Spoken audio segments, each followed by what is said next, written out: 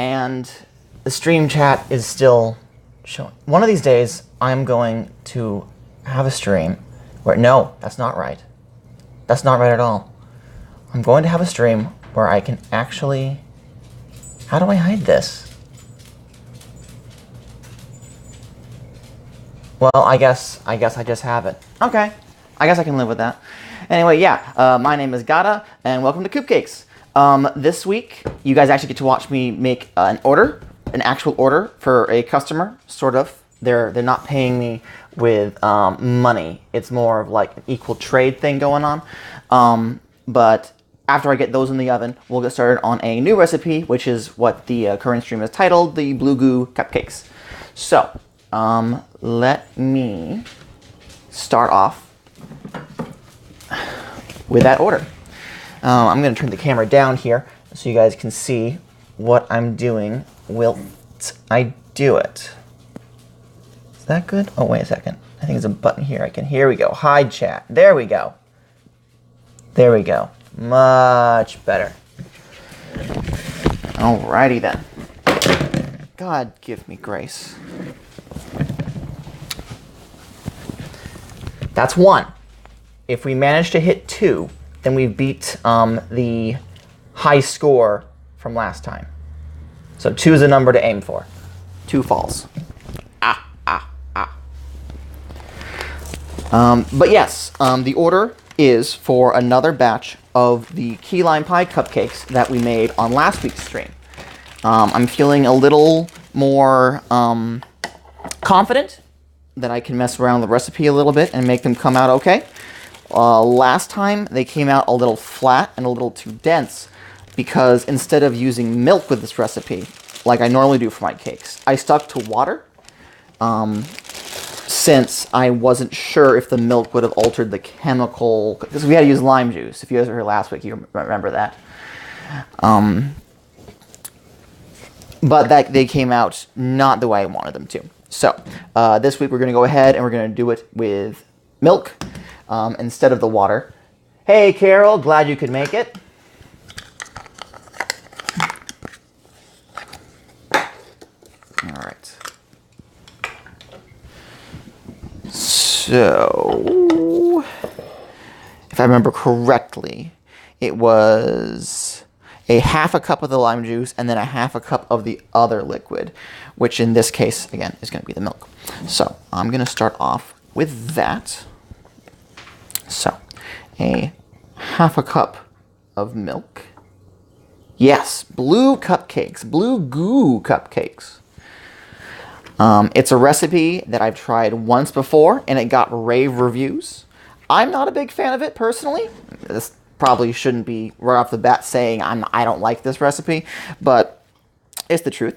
It's too sugary for me, but for a lot of people, especially kids, they absolutely adore it. It's a little bit messy, but it's a lot of fun to make. And I do those first, honestly. Except the key lime cupcakes require whipped frosting, so I had to make the whipped frosting. Hi, Jen. Sorry you're late. I'm making another batch of the key lime pie cupcakes from last week to fill an order. Somebody requested these. So I'm going to be making those first, as I was just saying. I want to get them out of the way since they require a whipped frosting instead of a buttercream. And the whipped frosting requires that I chill both the bowl and the paddle attachments to the mixer. So I needed to get that done first. Everyone liked the lime cupcakes. I wasn't thrilled with how they came out. The consistency was wrong, in my opinion. But they still tasted fine. They were still delicious. So everyone ate them. I took them into my job, and I popped them in the fridge with a sign that said free cupcakes, and they were gone before lunch.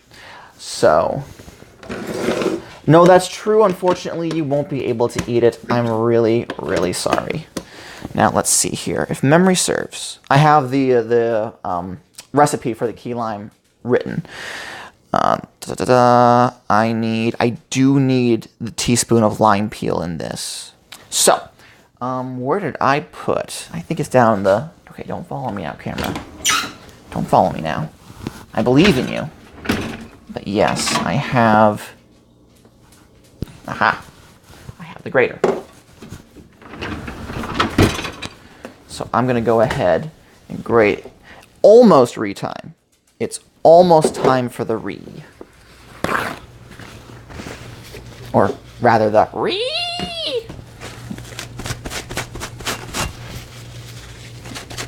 There's some junk on this. Alrighty then, so. And just like last week, this counter is clean. I'm not going to lick it again, but trust me when I say that it is clean.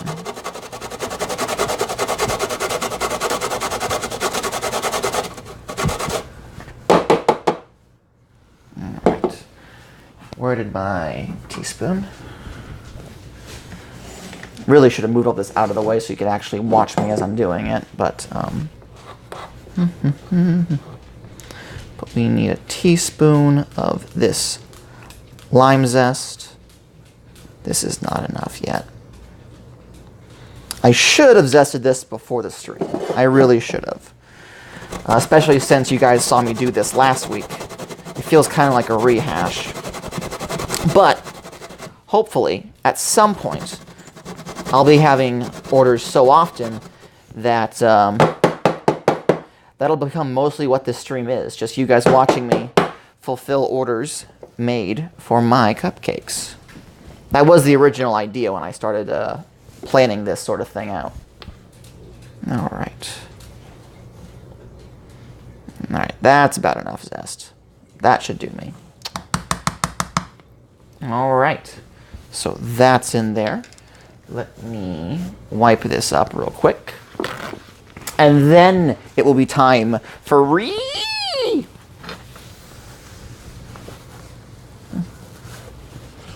we go. Okay.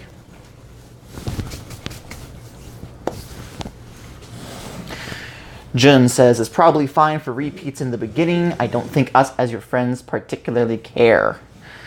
Yeah, that's true, honestly. That's been my saving grace, to be entirely honest. The fact that you guys know me personally and you're not terribly picky. Thank you for that, by the way. I appreciate your support. Every time you guys can come out and watch me make cupcakes, it really boosts my confidence a whole lot. So I really appreciate you guys. All right. Turn your volumes down because it is time for the re. Just mix this up real quick and be right back.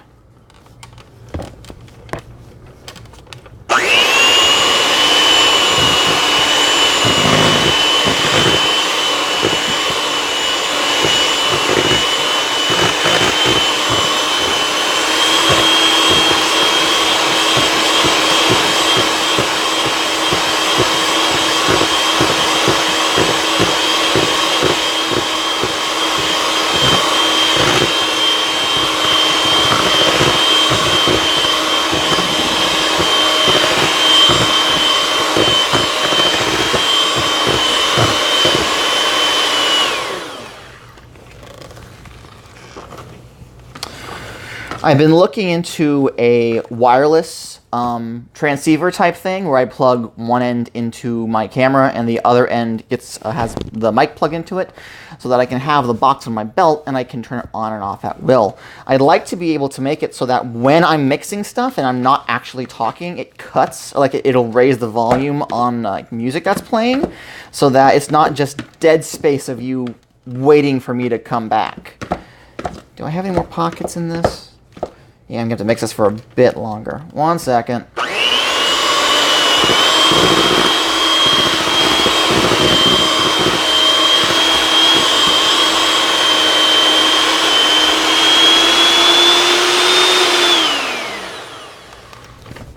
Alrighty then. There's that. Rest in peace, Carol. Can we all have a moment of silence to pray for Carol's internet? Okay, that's enough. So, I am going to put these to sit in some hot water because we're going to need them in a bit. because while these are going, I'm going to want to get started on the buttercream that we're going to need for the next cupcakes that we do.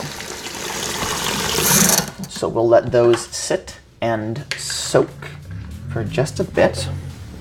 And I'm going to take this and set it off to the side here, because now that that's done, I'm going to want to get... I already made the whipped cream frosting for the key lime cupcakes here, off screen. I did those before the stream started, mostly to minimize the amount of that we have, but also because I didn't want to just do a rehash of last week's. I want to get this order done first, so that if anything happens to go wrong with the blue goo cupcakes, my order doesn't have to suffer. I don't have to delay that for any reason. But I also didn't want to spend the whole time just doing the exact same thing as last week. I wanted to get to the new recipe, because there's a couple of things that I want to talk to you guys about when it comes to coloring your cakes, adding color to brighten up whatever it is you're making. So, and it's that time of the stream where I realize I grabbed almost everything I needed, but not everything I needed. Oh, nope, we're good. I got them right here. Don't tip on me. Okay, camera didn't tip. Good. Thank God. My wife thinks it's hilarious that I have like a fall counter going. She said to me, "Oh, you've done 2 streams and it's only fallen 2 times. That's good." And I'm like, "No, darling, no. It's fallen 2 times per stream for a max total of 4. And she was like, "Oh." Not that it's the worst thing ever.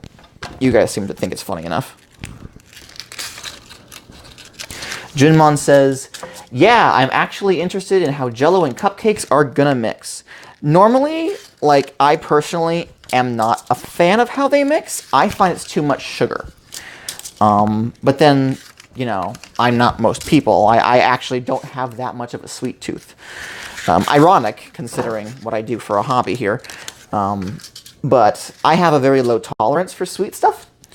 So most people that I've talked to just want more sugar. More sugar. So this Jell-O cupcake recipe is fantastic. Also, down here in the South, I say this as though I'm in the heartland or something, but down here in Florida, where things are significantly more southern than I'm used to, being from the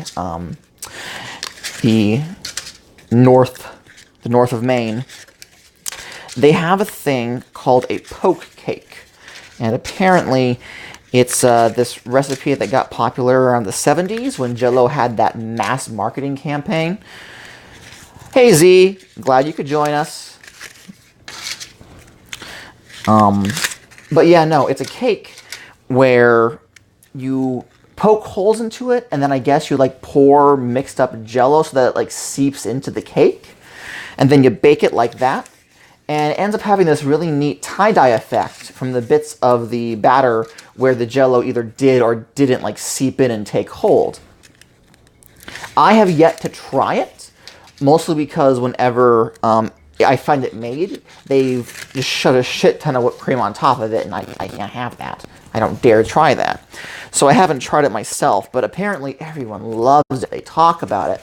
So when I was telling people locally about what I was making for cupcakes this week, their immediate thought was, "Oh, Jell-O and cupcakes, you're making poke cake cupcakes." I'm like, no, this is a little different. I don't think it has, the poke cake, I don't think it has, the consistency of Jell-O.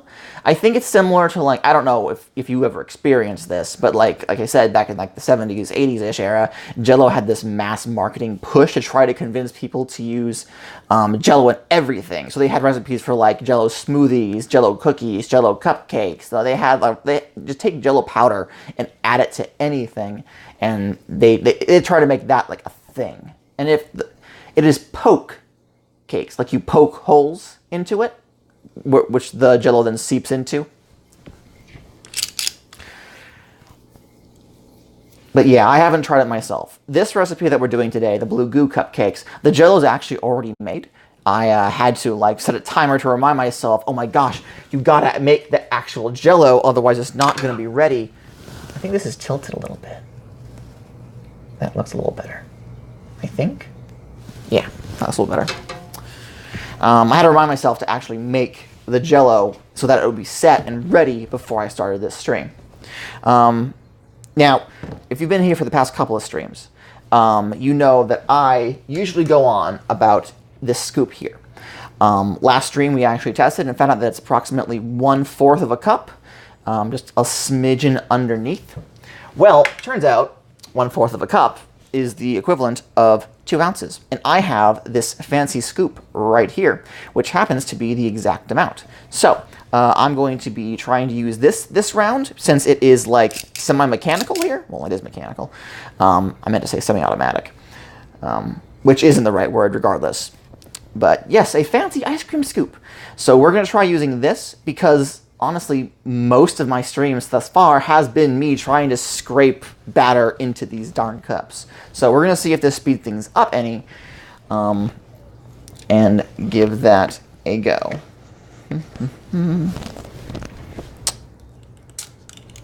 Ooh. Oh, and that even looks nice. Let me pull this down real quick. Just plopped in there ever so nicely. It's perfectly rounded. Ooh. I'm going on about this like I'm not a crazy person, I swear. That Gata guy, they're gonna say, he's kind of weird. He gets all excited about cupcakes and ugh. Tactical semi-automatic ice cream scoop. Yes. But I only use it for hunting. Trust me. Was that too topical? I feel like that might have been a bit too topical. Got the cord. But yeah, no, this would have been really nice when I was doing those ice cream cone cupcakes. Because it's the exact amount of batter each time. It comes out nice and even, and I really hope that when they rise, they're going to start, they're going to puff over a little bit. The last couple cupcakes that I've made, they've puffed up enough. But I really wanted to get some height, if that makes any sense. Also, Sue, thank you for joining us today. Welcome to the stream. As I was telling everybody else, I'm starting off with another order of the same batch of cupcakes that I made last week, and the new recipe will be after I get these in the oven. This is for an actual order that someone made for me. Well, not for me. They made it for themselves, but they ordered it from me.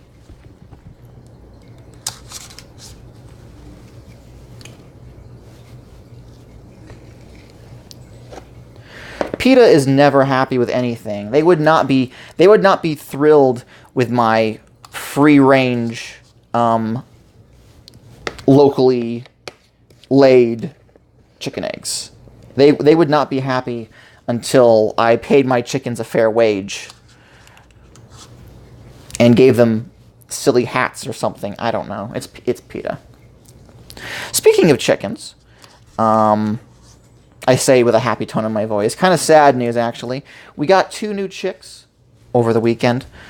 A friend of ours incubated them and hatched them for us, and we finally brought them home. They're still pullet size. Pullet size. I should probably emphasize that. One of them did not make it. We don't know what happened. We just went to check them out in the coop, and they were gone. Really sad, but just to make sure that the other chick wasn't going to also keel over, we brought her into the house for the night just to keep an eye on her. The problem is that we have, yes, you do hear Wrigley. No, he's not coming over this way. There is a very slight sunbeam hitting his basket just perfectly, and he is strongly considering hopping into it. So, if he comes for a drink of water, I'll pick him up so we can all say hello. But as it is right now, I'm not going to bother him. He's had a long couple of days. What with all these babies in the house.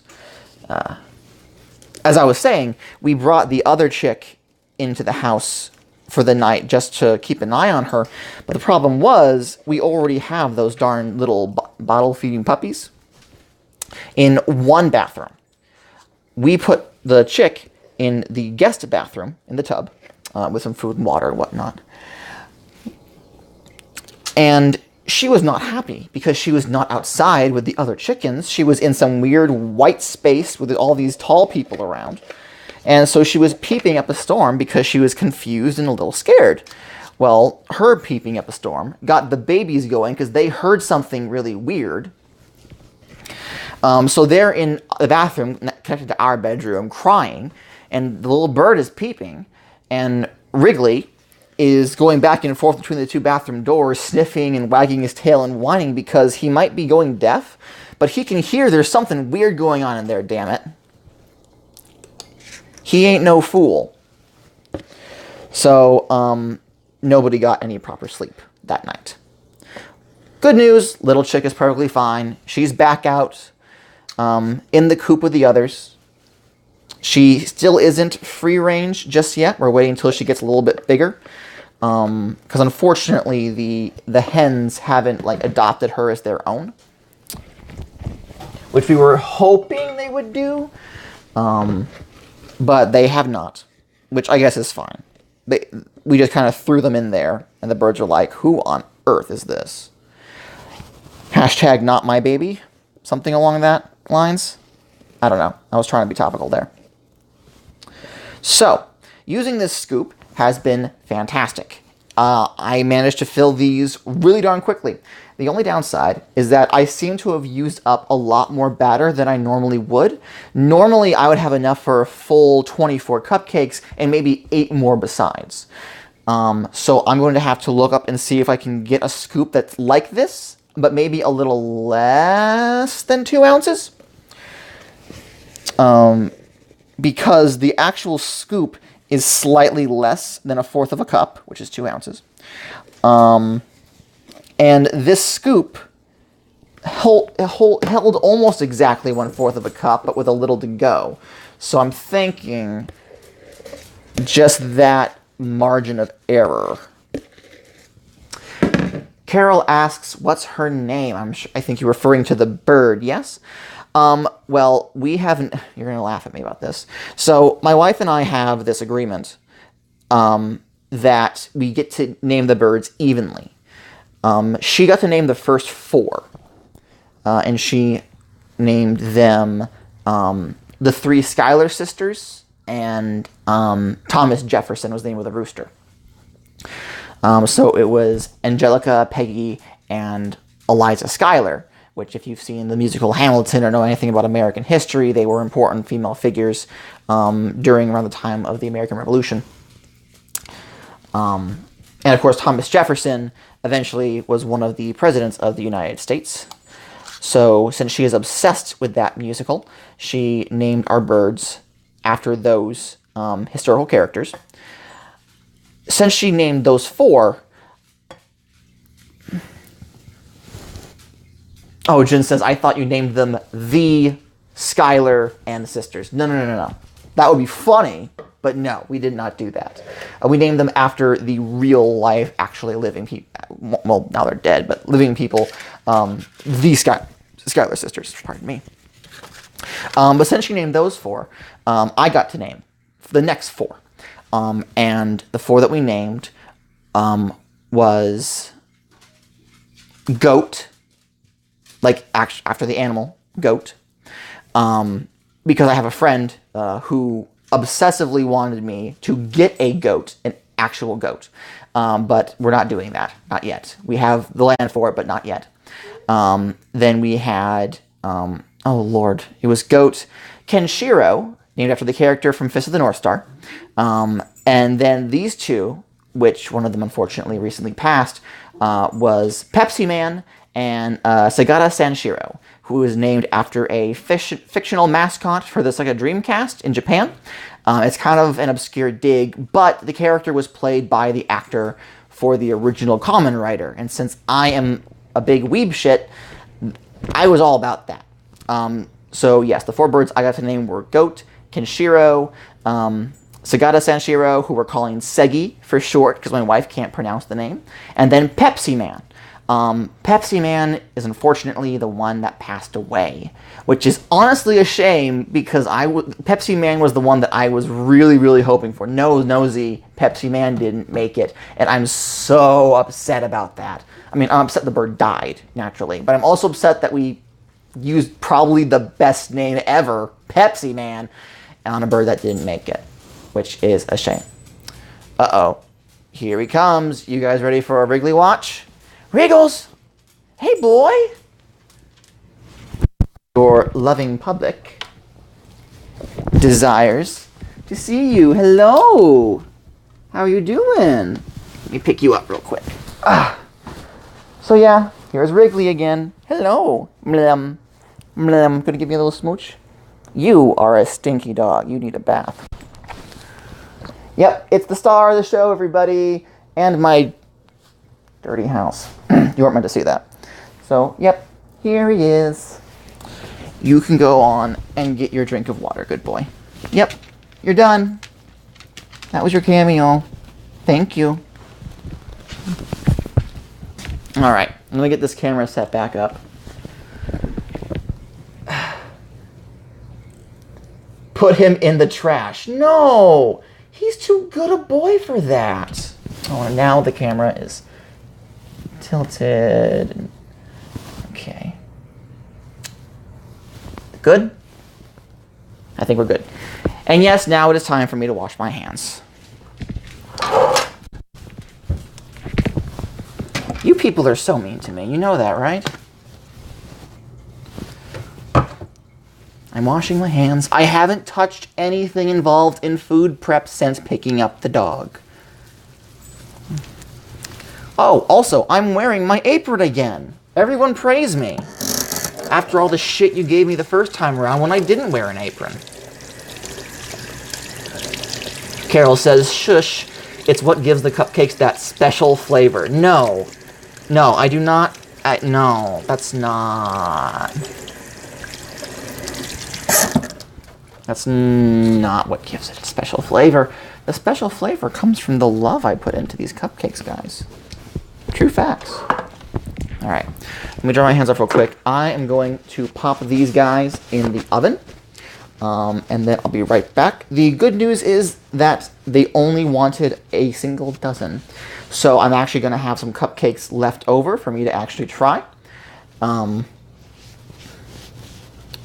Had this been for an order for a double batch, this would have been a problem. So I'm going to want to get that scoop thing fixed sooner rather than later. All right.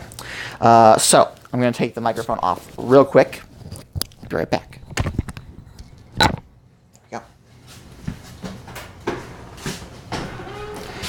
The oven, of course, was preheated before the show.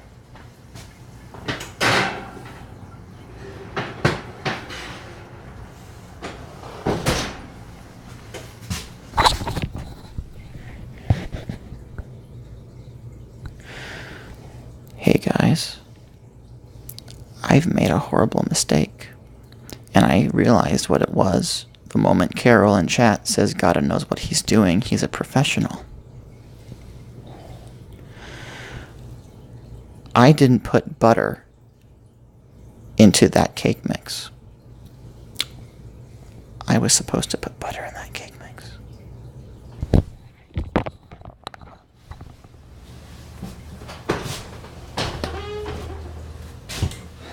I'm so ashamed. Oh. How did I forget that? Oh my gosh. This is really embarrassing. This is like really embarrassing. And I swear to God, this is the first time I've ever made a mistake this big. At least I remembered it before they finished cooking. What am I going to do now? I guess I'm just going to have to scrap all these papers. Yes, Jun, it's only because you're streaming. Spoon says, one time me and a friend were making cookies and accidentally used powdered sugar instead of flour. Wowzers. Yeah, how did those turn out? Out of curiosity. I'm diverting from my own shame. Yeah, no wonder why I didn't have enough. Oh, man. Nope, alright. No wonder I didn't have enough batter. Ugh. I'm so embarrassed right now, you guys. I refuse to let you see my face because I'm very embarrassed. But this is the very, very first and hopefully last time I have made a mistake of this caliber.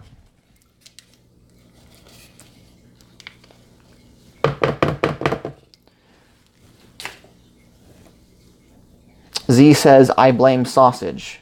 No, you can't blame the dog. I made this mistake before he showed up. And what gets me too is that, like, I had every chance to do.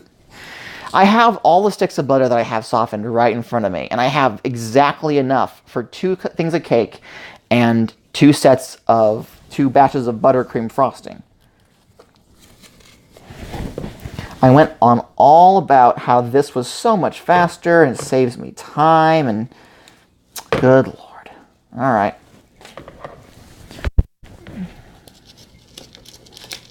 Live and learn, I guess. Live and learn.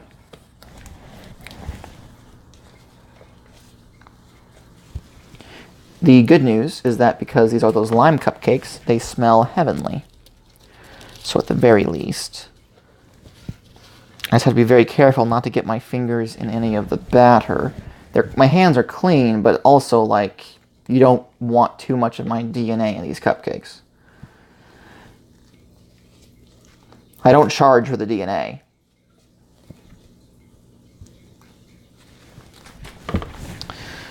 Oh, this is taking forever, too.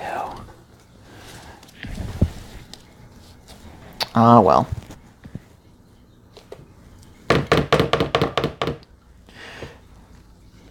This will pad out my stream at least, just a little bit, because I do really, really want to get to those other cupcakes.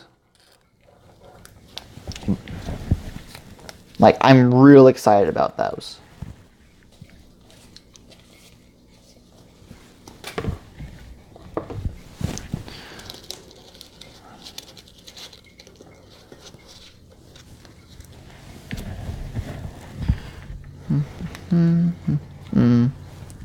Ugh.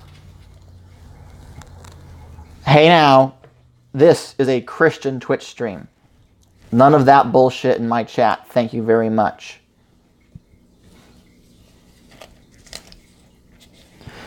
Technically, the rules for the chat do say PG-13.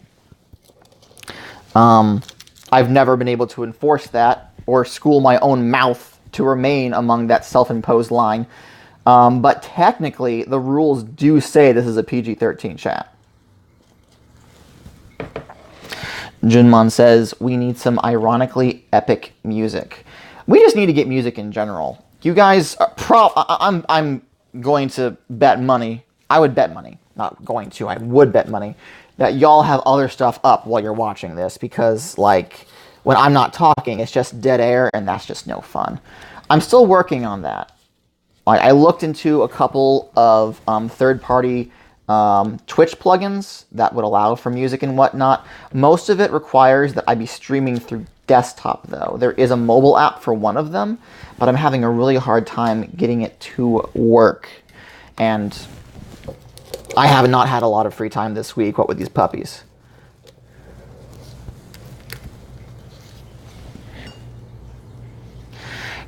Z has requested I do an acapella of Duel of Fates. If I heard it, I would probably know exactly what you're talking about. But by title alone, I do not recognize that particular tune. If you hummed a few bars, I could try to fake it. Although, talking along the lines of music, the object in question that I am trading these here cupcakes for is actually a small guitar. A small tar, get small. No. That doesn't work. I'll workshop it. But yes, I am going to be trading these cupcakes for a small guitar. The reasoning is this is going to be embarrassing to bring up. I am taking another step beyond just streaming at fulfilling something that's akin to a dream. My grandfather, on my mother's side, the side of the family that I do not talk to very much for various reasons.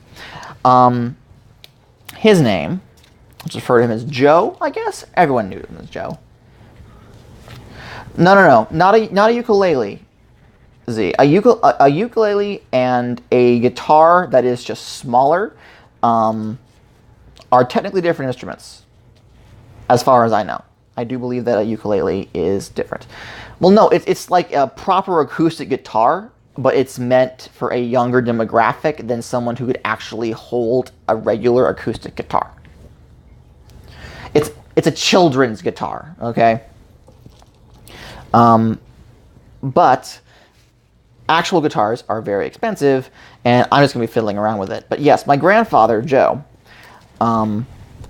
was known for playing the guitar and the harmonica at the same time. And he was pretty damn good at it.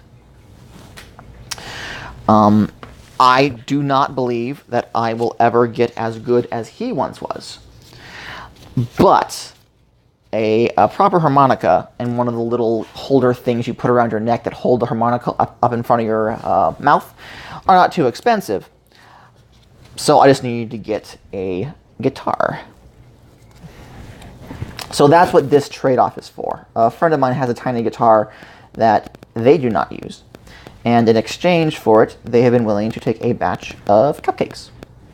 Which I, of course, was all for.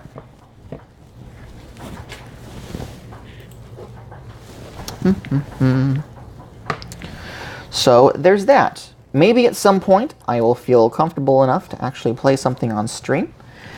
The concept that I'm working off of is, I've mentioned before that I want to one day do Minecraft streaming. Get like a modded mine pack, a mod pack going and build a fictional farm on stream. And the concept is that as it's coming to a close, I have some sort of like little camping section, a little campfire, and I would just strum around the guitar for the last like 30-40 minutes and have a cute little hoedown or something like that. Just an idea that I had. An excuse, really. Me doing anything, I require an excuse to tell myself, to convince myself that it's a positive and productive thing I am going to be doing.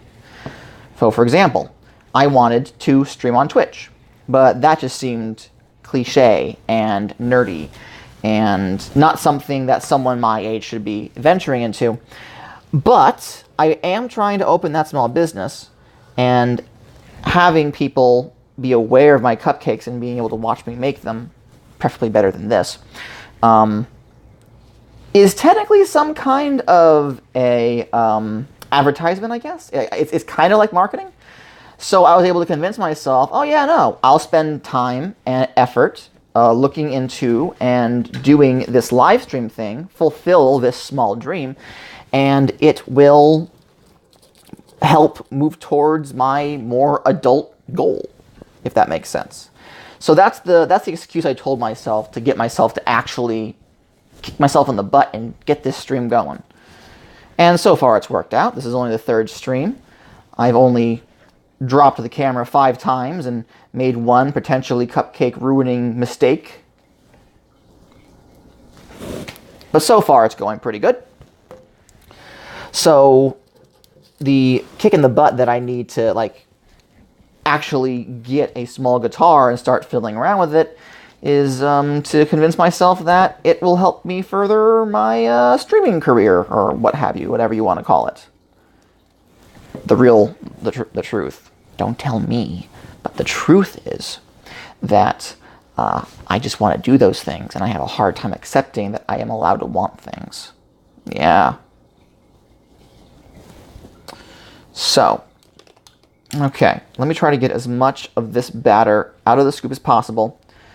And then I guess I gotta get the paddles out again, because I'm not gonna be able to mix this butter in with just my spatula. It won't cream right. And honestly, I probably already damaged the stability of, like chemically, the stability of this batter, because the milk and eggs have been sitting at room temperature for a while now. They'll still be edible, but it won't be ideal. So I'll let those soak for a second.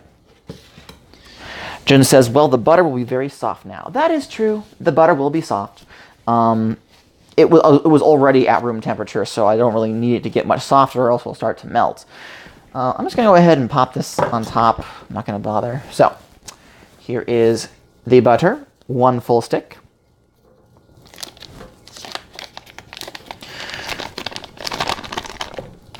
All right, that's in there. Let me get these paddles cleaned.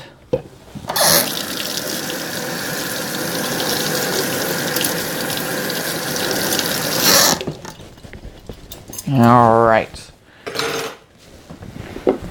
And yeah, we are going to be having some more so if you guys would not mind lowering your volume for just a minute, should not be too bad. I didn't see you up there, Z, but Z says, sounds like a downgrade from a real-life farm. It is, and it isn't. The actual real farm is not something I can stream. Whereas in Minecraft, you know, I can build an entire barn and like plant a ton of shit in the fields, and we can have all sorts of farming-related goodness and fun that you could not have with an IRL stream, because it's IRL and doesn't work with game mechanics. But it's just an idea. It may never actually happen. All right, gonna do the mixing. Be right back.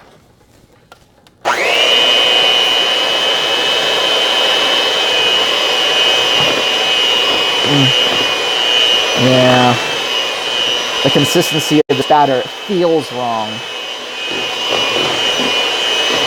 I'm really worried that I'm not going to be able to mix the butter. Oh, hey, Wrigley. I'm not going to be able to mix the butter in properly, and we're going to end up with chunks.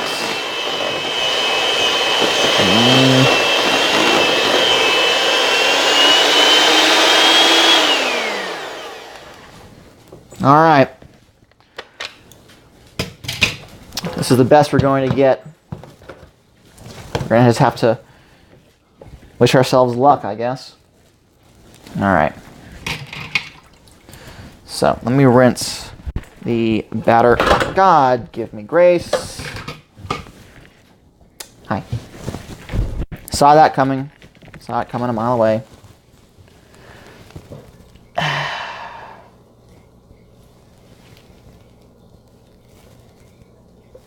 Is that good? Okay. Let me clear this scoop off.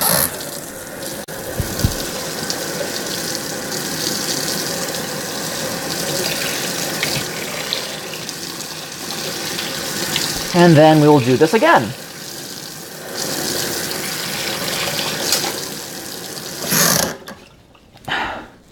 Yes, everyone pray to Gada, our Lord and Savior.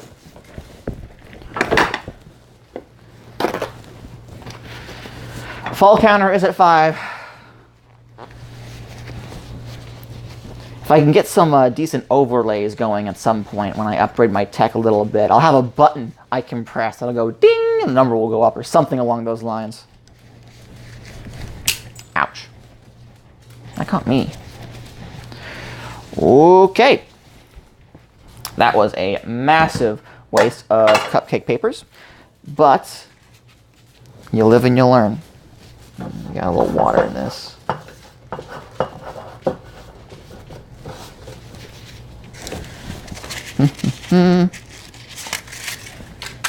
Wow.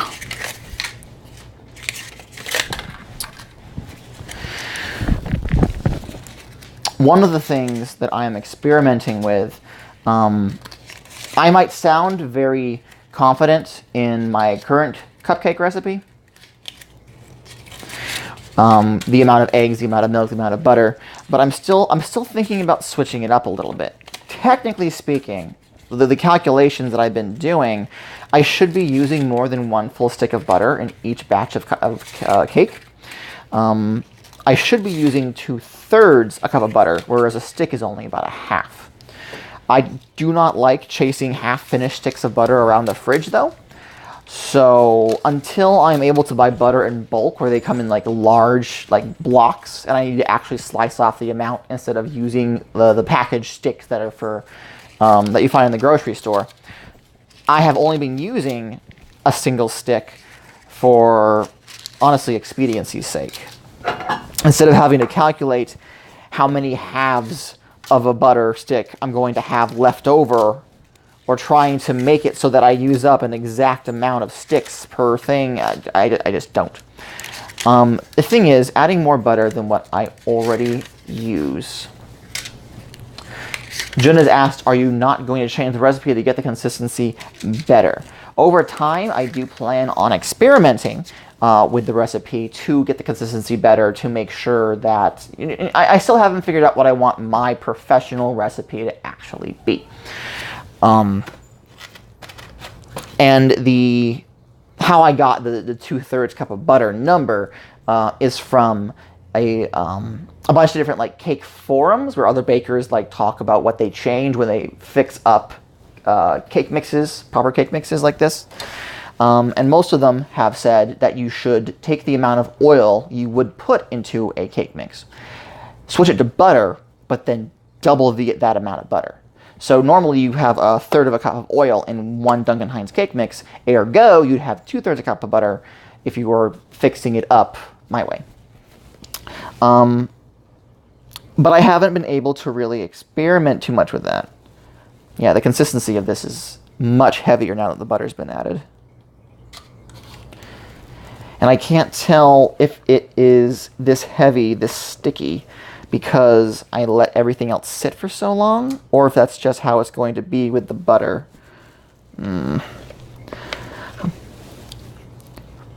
Probably not on stream, but at some point I'm going to have to make these again and fiddle with it. What was I saying? Butter. Hello, Kaiju Cutie 96. Thank you for joining the stream.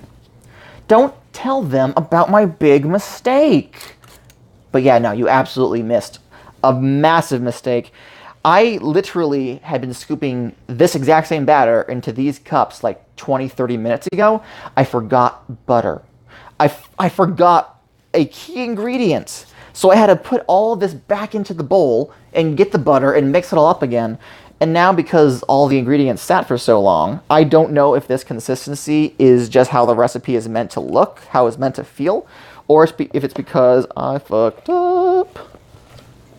But we'll figure it out eventually.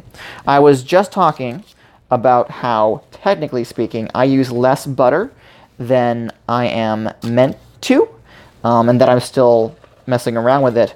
One of the issues I found when I was doing my early alpha level testing was that having too many fats, too much milk, too much butter causes the bottoms of these papers to get pretty darn greasy.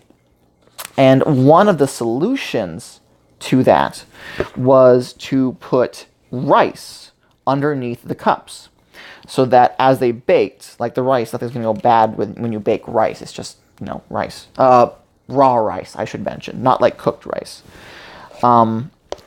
In theory, the rice will absorb the grease from the bottom, which means that your cupcake papers are going to look more presentable when you are done.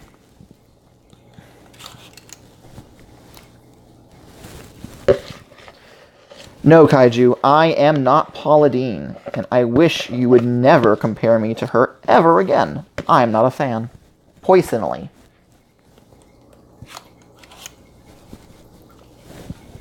Yeah, Carol, white rice. I have yet to try it myself.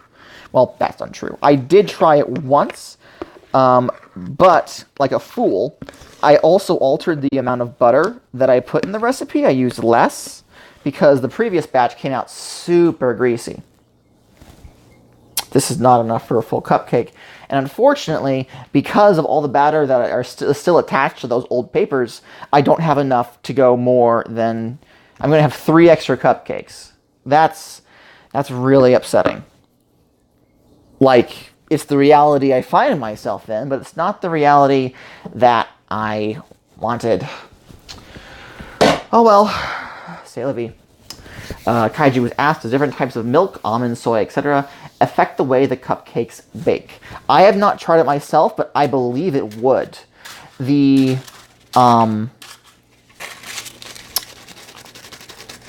would be less fat in a milk that was not directly from an animal, in my opinion. And that would alter how the cupcakes came out in the end. I'm not a scientist. I'm not a chemist. So I guess I can't really... Yeah, crinkle, crinkle, crinkle. Sorry.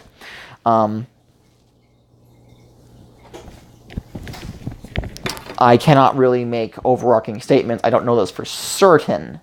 But replacing the water in a cake mix with milk is akin to just adding more fat, which the butter already does.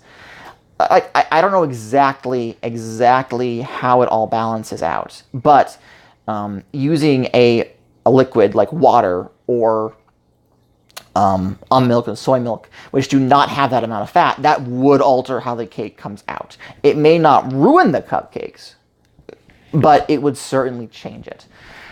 Experimenting with it, I guess I could. The only reason I would actually want to use almond or soy milk is if I were going to make vegan cupcakes, like straight up vegan cupcakes. But if I were going to do that, I would need to, you know what, I'm talking a lot. Let me get these in the oven and then we'll continue this. Hold on.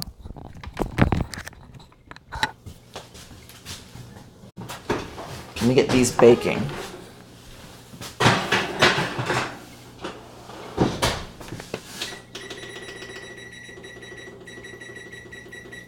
All right, 20 minutes. Of course, they show up for 5 seconds and disappear. All right, well, that's cool. Bye, Kaiju. I'll talk to you later.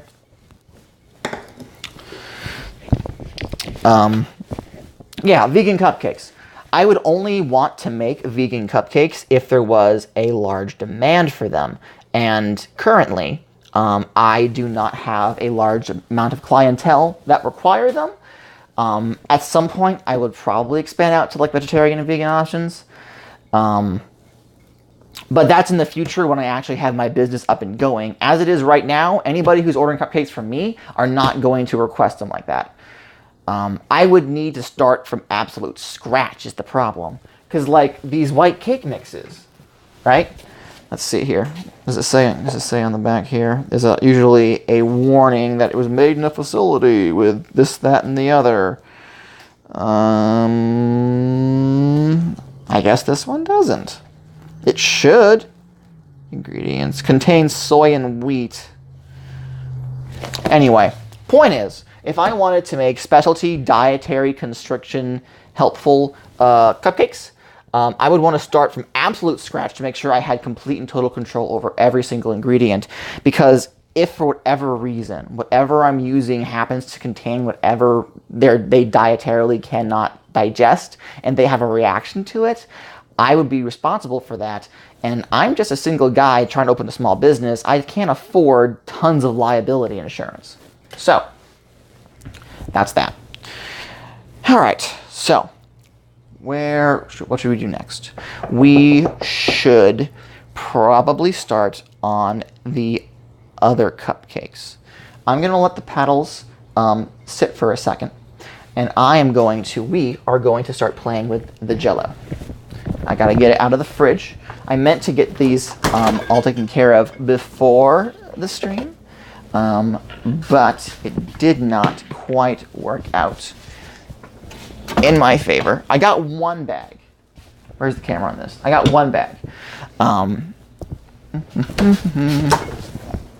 Here we are. So, Jell-O in a bag.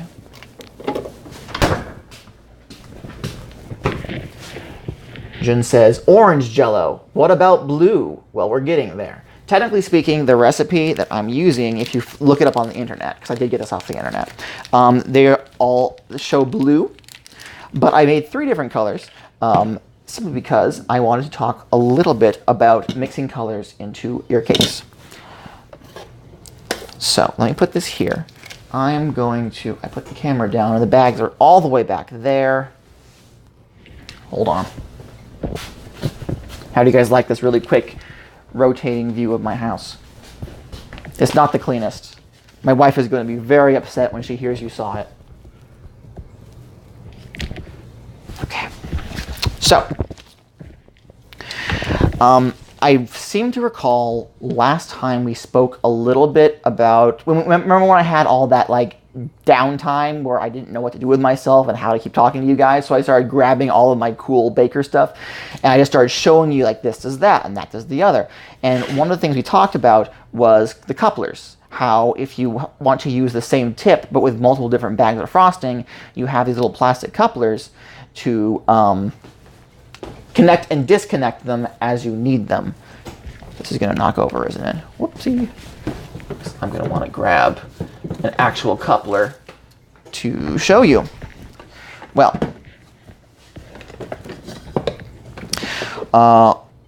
one of the things that I wanted to show you is the reverse. What happens if you need to use one tip, but you need to use more than one bag?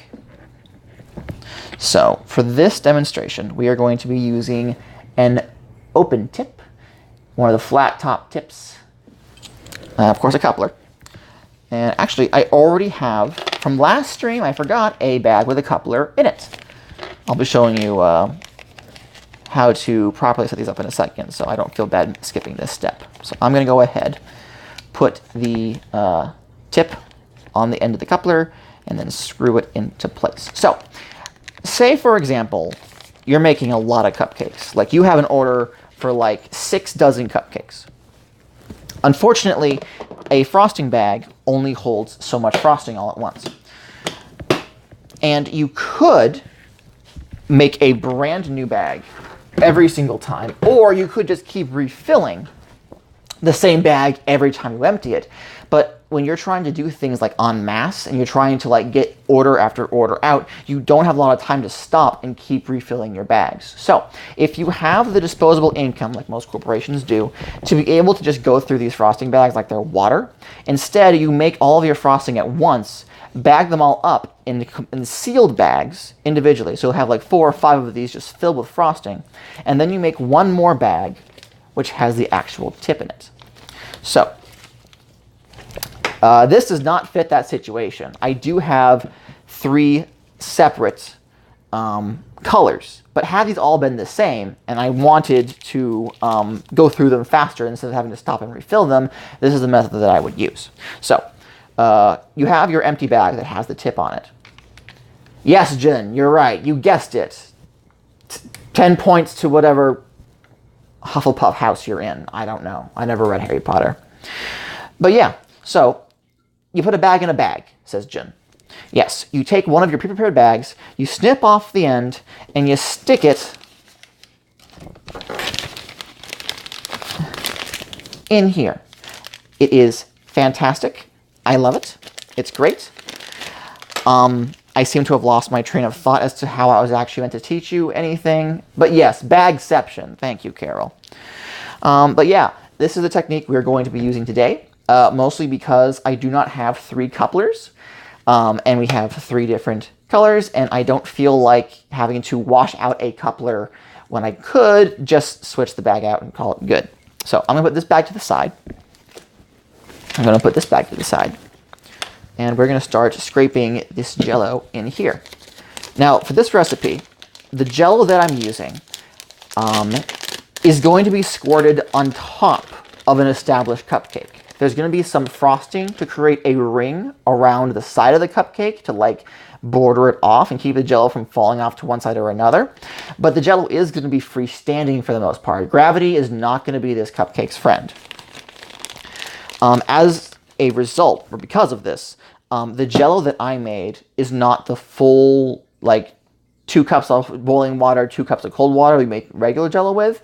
I use the jiggler recipe, where you use half the amount of water, only use the hot water, and then you put it in the fridge real quick to quick set, so it's a lot thicker.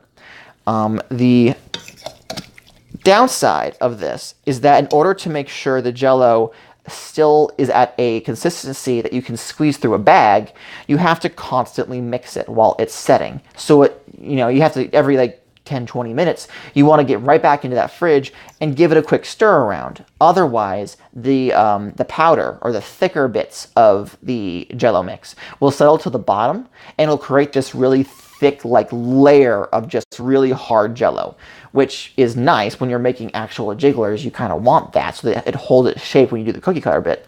But for this, we did not want that. I made a mistake and I didn't keep up with mixing it up.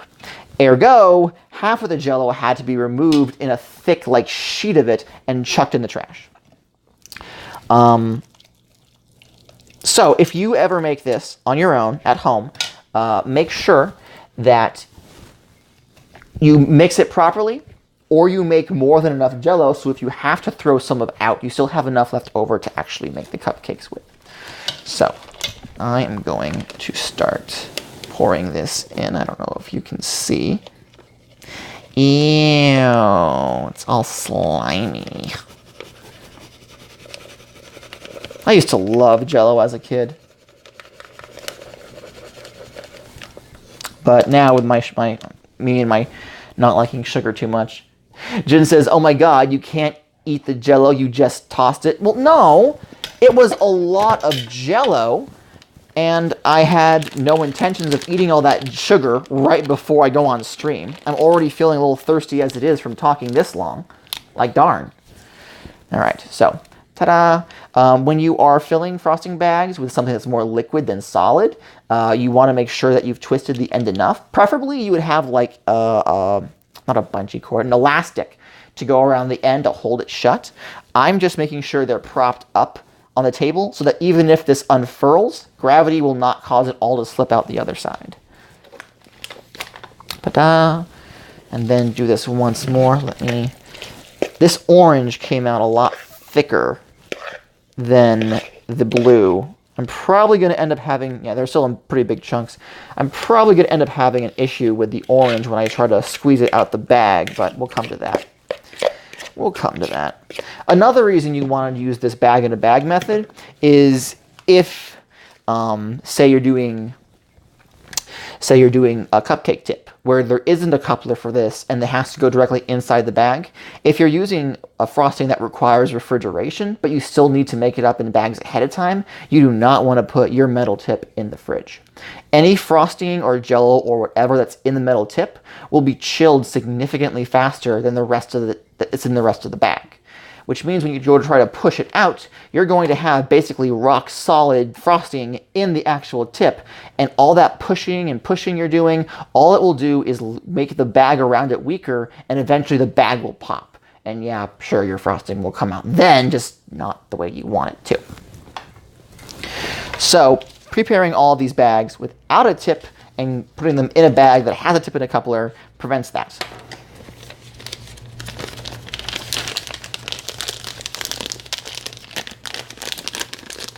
Yeah, they make a lot of slurpy noises, don't they?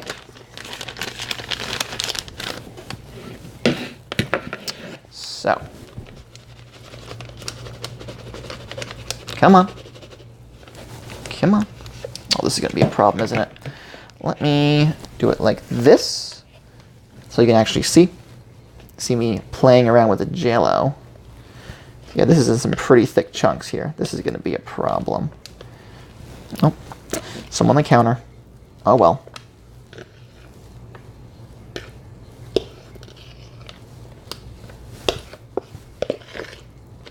Alright, get down in that bag.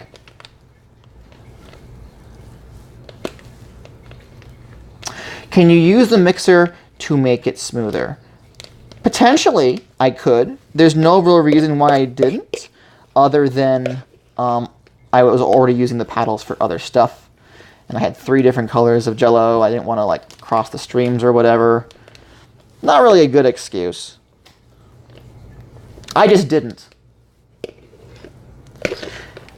Yes, Carol asked, wouldn't it turn into a liquid? Not necessarily, but there is such a thing as overbeating it. I still want the Jell-O to have some sort of shape to it.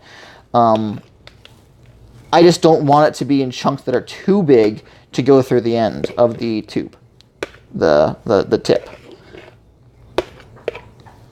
Okay, I guess that should do.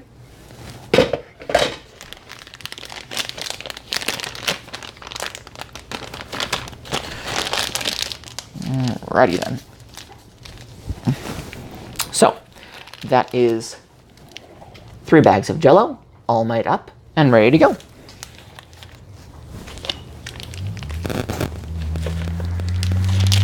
We'll just make sure that it's mixed up properly. Put it over here. All right. Fantastic. And I'm going to eat these actually, because why not? Just little Jell-O nuggets.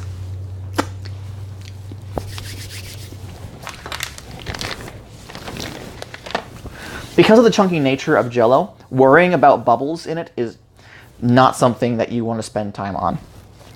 In this instance, the way that I'm going to be using it, you'll see when I actually put them on the cupcake, but that chunky texture is kind of the point. I'm not going to be putting them into perfect shapes, and I'm not trying to make them in a certain on a line. I'm not using these for detail, I guess is what I'm getting at. So, I mean, honestly, it's Jell-O. Fighting bubbles out of that bag is an almost impossible task. I would not suggest anyone try it. Okay, so how much time? Oh, we only have 5 minutes left on those cupcakes, but then they still have to cool. So, I guess in that time, I'm gonna do this back asswards and start with the buttercream frosting for the blue goo cupcakes. Let's see here. And I think I'm a bowl short. I thought I grabbed enough. But oh well. I'll start with this. I'm going to need this because we're going to be making a double batch of buttercream frosting. So we are going to need 4 sticks of butter. This is a lot of butter. Going to need 4 sticks of butter.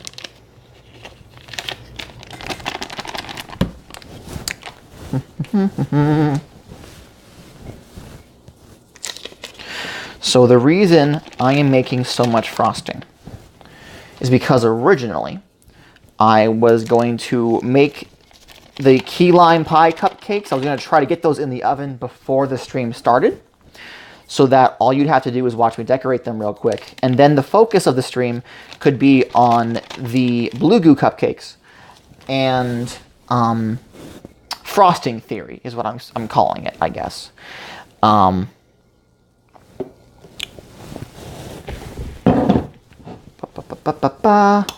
I was going to talk a little bit about frosting techniques, handwriting, that sort of thing, and I wanted to have plenty of frosting to mess around with.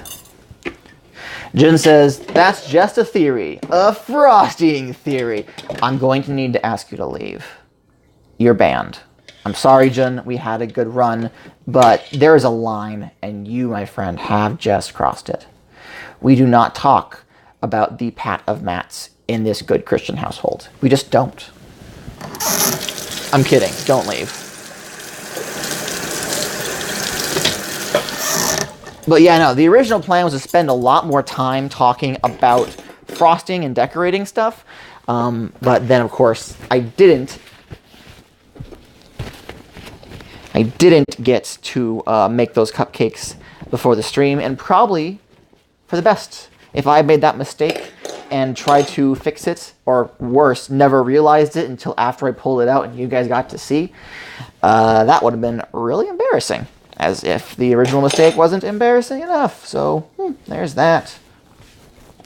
But regardless, I do want to make more than 1 batch of buttercream frosting, because even if we don't do it this stream, if we don't get into it this stream, the frosting may not necessarily be considered good to eat, but I'll still have it on hand that I can package it up and hold on to it until next week's stream, where all we're going to be doing is squirting it onto a solid plate and then scraping it off and doing it again. So, da-da-da-da.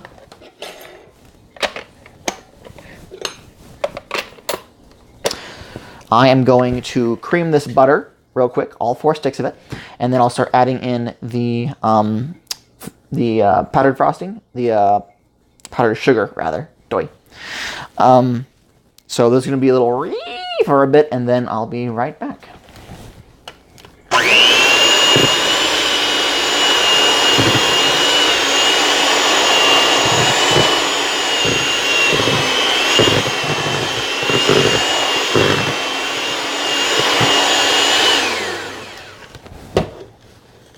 Powdered frosting. Yeah, I'm getting to the point in the stream where, like, I'm stumbling over my words, which is not a good sign. Let's see. Where did that teaspoon get off to? Here it is. So, we need 2 tablespoons of milk.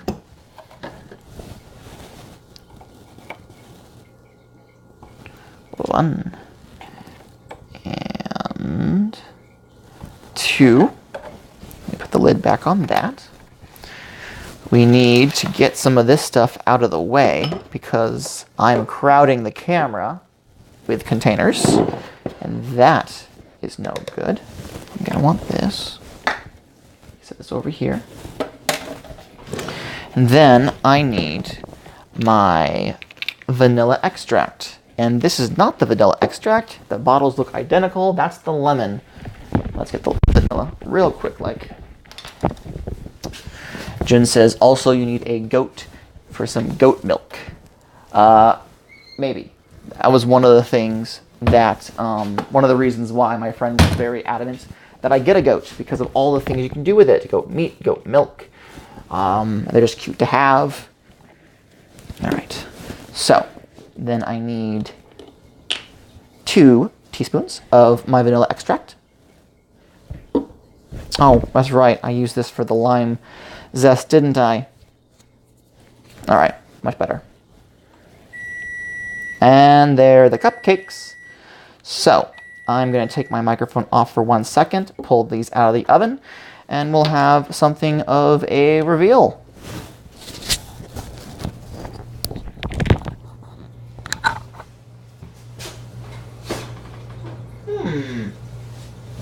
Okay. Where did my oven mitt go? The longer I do this, eventually I know I'll have everything I need on hand. Let's see. These don't quite look as good as I would like them to. They haven't browned. So I'm going to put them in. Oops, that's not what I wanted to do.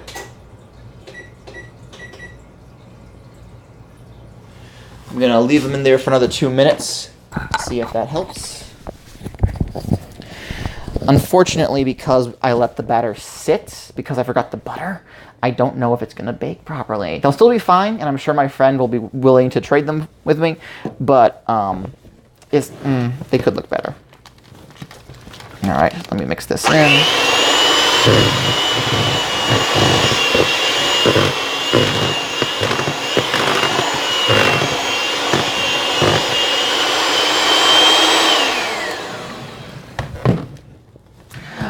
Carol says, oh my god, the glove matches the apron. It does. I have a whole set. I got pot holders too. It's really, really cute. All right. So, that's the milk, the vanilla, and the butter. Now we got to start adding the powdered sugar. And I'm going to start by adding 2 cups.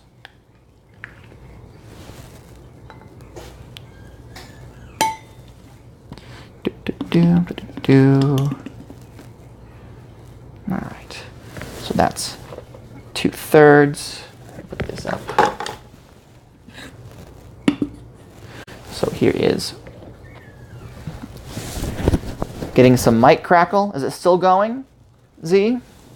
Or was it just because I was putting it in and it was reacting to the cloth on my body?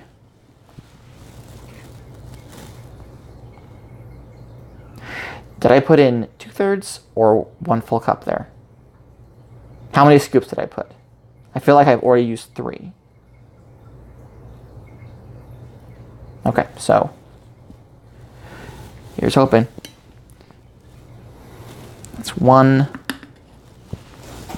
2/3, and 2 cups. Good Lord, that was, that didn't last long, did it? Hold on.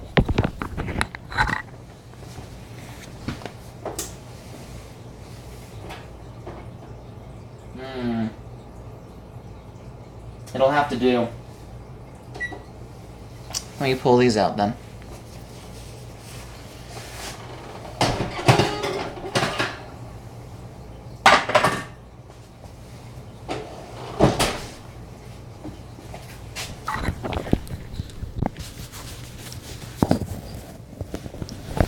Spider? Where? Big spider? Small spider? I don't see anything moving, and now I'm terrified.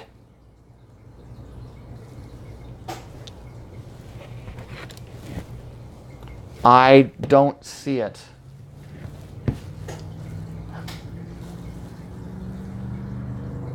It was small. Don't scare me like that. It was only a small one. We have actual spiders the size of my hand that like live in the house with us. Don't do that to me. Granted, it wouldn't be hiding under the bowl if it were one of those spiders. So, really, if you'd seen it, you probably would have just left the stream entirely. So let me show you what became of these cupcakes. They are much lighter than I wanted them to be. Thank you, Evan. Thank you for being up the temperature. They're much lighter than I wanted them to be. And the consistency, I haven't bit into them obviously, but like they feel a little bit off. I think that's more to do with the fact that the batter sat for as long as it did before I added the butter in. Chemically speaking, everything else had already reacted to each other without the butter, and the butter really needed to be there. So the end result is probably going to be still quite edible, but it's not going to be the same. So if this were something I were baking for an actual customer, like someone who paid money for this, I would scrap the entire batch and start over, because this is not acceptable. And I feel very embarrassed that it happened, but we live and we learn. All right, there we go. Okay, so I'm going to mix this 2 cups of powdered sugar into the frosting. And give me just 1 second. Here's some more Ree.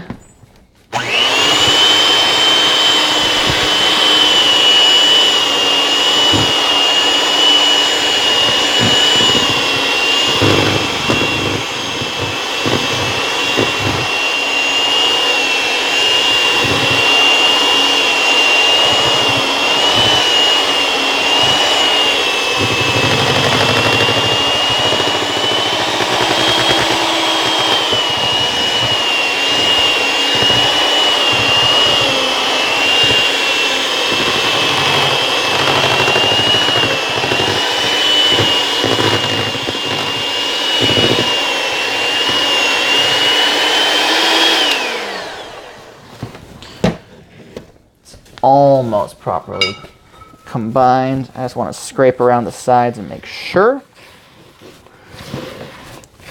Someday I want to be able to invest in the one of the paddle mixers, the over-the-top ones. The KitchenAids, that's what they're called. The only problem is that Jessica, my wife, has demanded that when we get one, it be her favorite color, which is blue.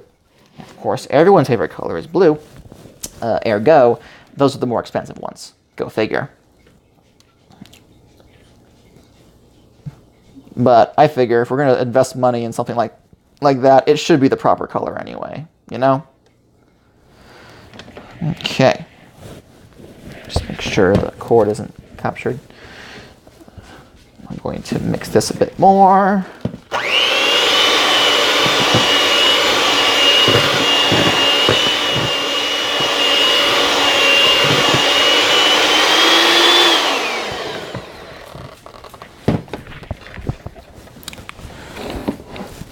Where did I put the... Where did I put the cup? I had a 1/3 cup scoop that I was using, and now it does not appear to be in my sight. It's probably directly in front of me. I'm just not seeing it. Do I have another 1/3 scoop?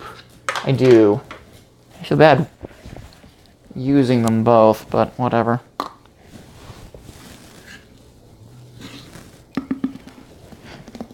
Carol says, my sister's favorite color is also blue. What the fuck? Blue is just a nice color, you know? It's just a really nice color. I am more of a fan of green, but blue is still up there in the list of colors that I like. Let's see, so that was 2, and then one more should be 2 full cups. So my no more frosting recipe is about 3 cups of powdered sugar to every 2 sticks of butter. So currently, all I've done is doubled that. It may look like I'm putting a lot in, but I am making double batch, so.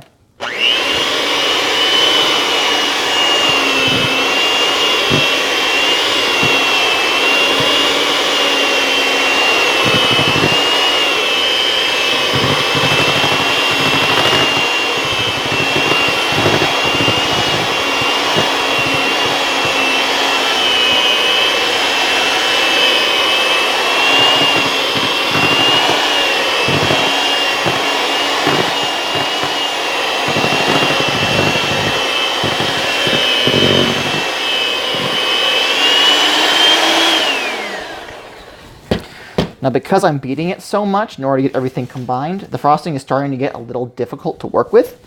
I'm going to be adding just a little more milk to make it a bit more creamier, to make it easier to work with, just so I can make sure everything is properly combined. If you overbeat your stuff, be it the batter or the frosting, you run the risk of it becoming too stiff or so aerated that whatever you were intending to use it for is just absolutely worthless. With frosting, or buttercream frosting at least, you can add a little milk to help it some, at least until you get it combined, but if you overbeat your batter, the end result of your cake is generally going to be different. So, keep that in mind. You want to get things mixed together quickly and efficiently.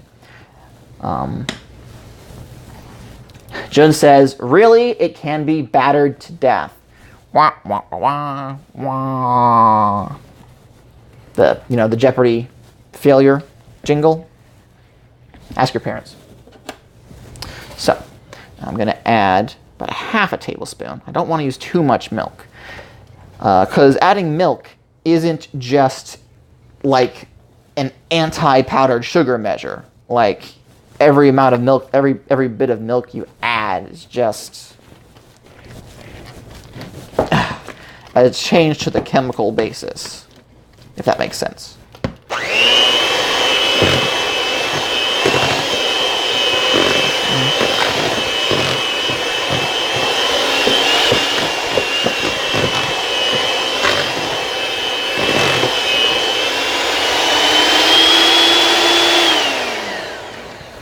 All right, let's take a taste. Just a little doop.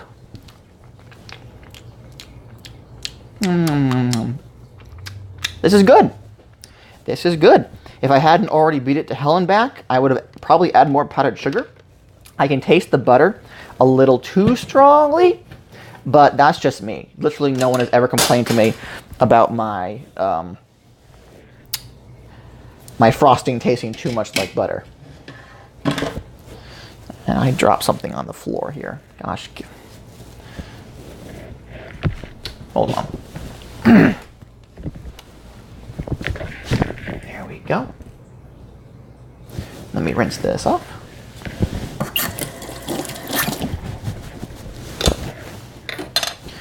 Alrighty then. So, we have frosting. Hooray! Now, what we're going to do with this frosting is I am going to take a little bit of it and I'm going to put it into this bowl because we are going to start adding some color, and I'm going to talk to you guys a little bit about coloring your cakes and your frostings. Now, I do not know if I happen to have any artists in the audience, if you've ever taken any color theory classes or ever used paint. A lot of people that I know personally, when they're trying to color their cakes and whatnot, they'll just take whatever they're using to color it, be it like the jello or the gel colors or the powder, and they'll just dump a shitload in, and they'll just go for it. That is not something that I would suggest for anyone. People assume that, the more color, the better, but there is too much of a good thing. If you're trying to match a color and you happen to go too dark, there isn't always a way for you to lighten that up in a way that's believable. Luckily, I am starting from white as opposed to starting from like an off-white or anything like that, so my frosting isn't already going to be working against me. Where can I put this?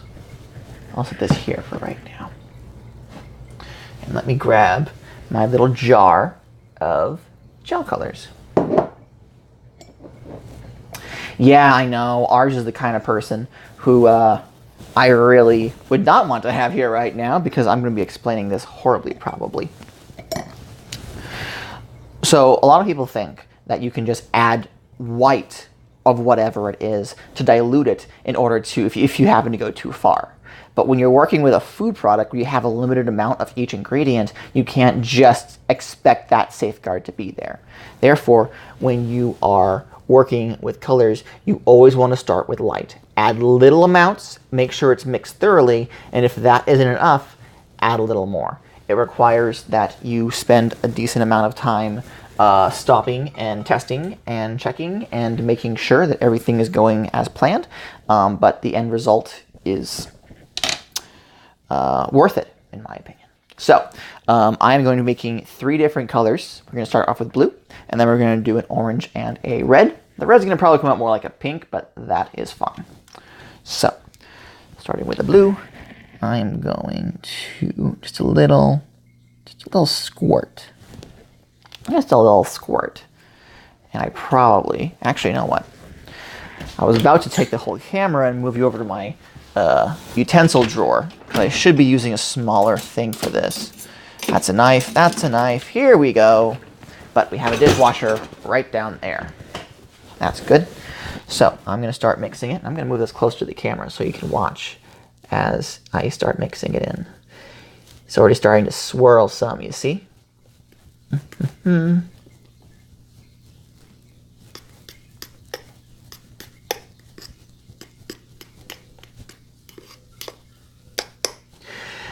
Mixing it is a little different than beating it. I am not turning this fork at near the speed that mixer is going. If I were to hand mix all of my batters and whatnot, overbeating it wouldn't be as much as a problem, because I would be a human and not able to move it, aerate it at such high speeds. But it would also take 10 years to reach the same amount of the same result as a mechanical beater. Most people these days are going to be using a mechanical beater anyway. So that's why when I make overarching statements like that, all right. I don't know if the camera is picking it up, but you can still see there are certain pockets of white frosting here or there. When you are mixing colors in, you really want to get a spatula or something with a sheer edge that you can properly scrape to get every last drop. Because if you think you have just the right color and you don't know that there's a patch of white frosting still underneath, as you're mixing it and like using it on your cake, that patch will make certain areas be brighter than the rest, possibly to the detriment of your design.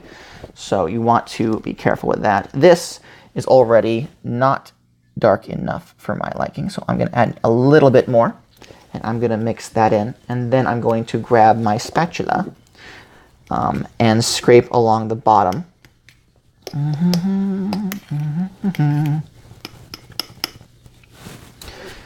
And this is the part where I would say, and then we'll do this 2 more times, and then skip right to the decorating bit. But alas. Alas.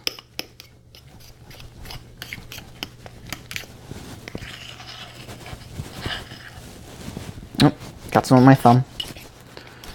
That's okay. Alright, so I'm going to get this off my thumb.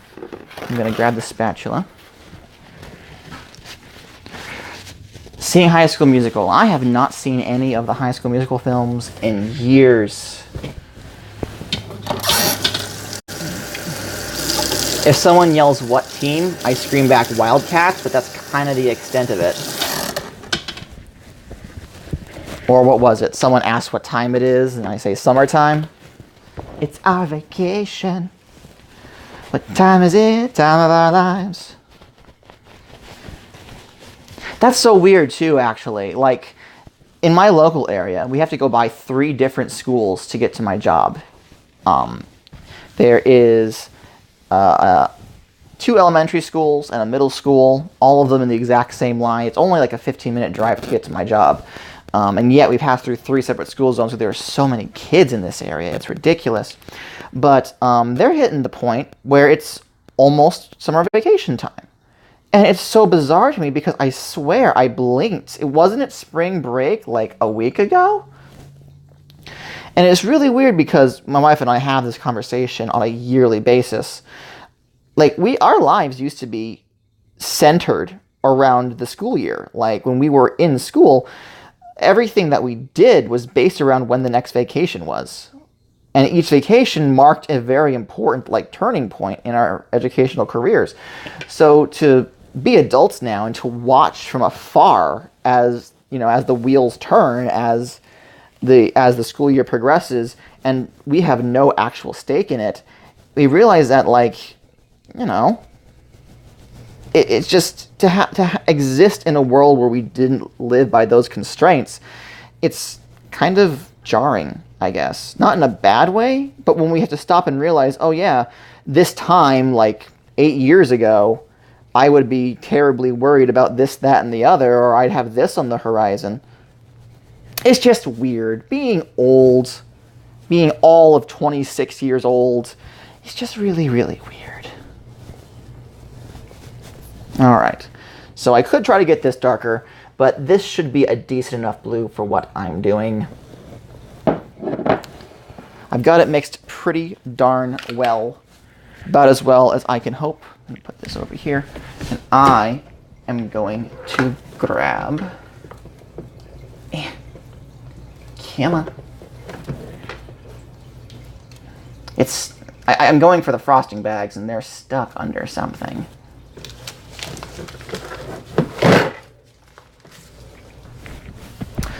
Thank you, Twitch, for informing me that that one streamer I followed is streaming right now. He was playing Donkey Kong Country 64 last night, and he only had a handful of people, so I popped in.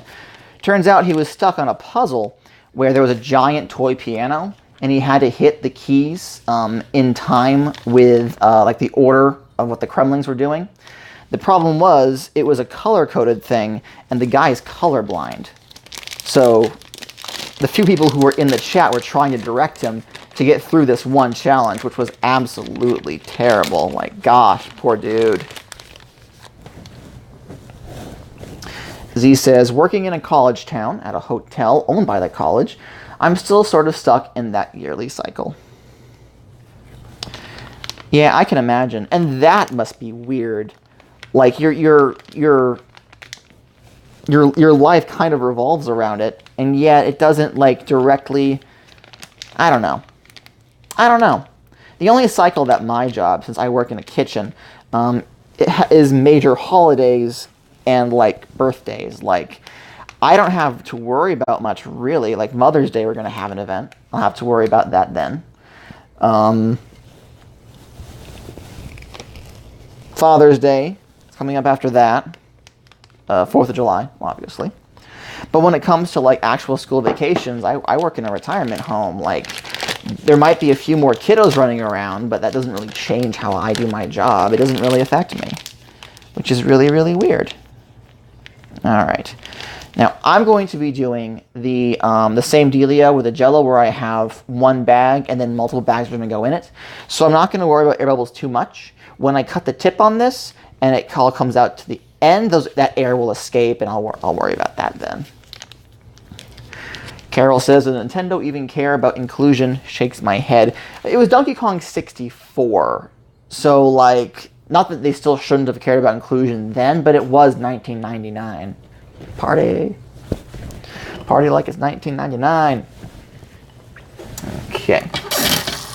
Let me rinse all of the frosting out this bowl. And off this.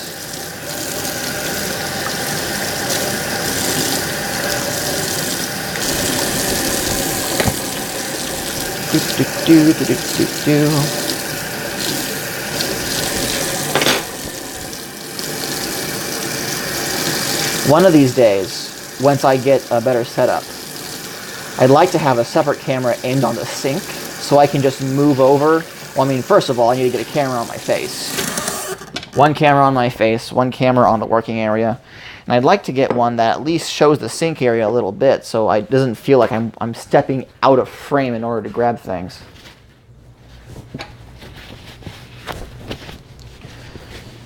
But we could stand here talking about how my stream needs to improve all day long.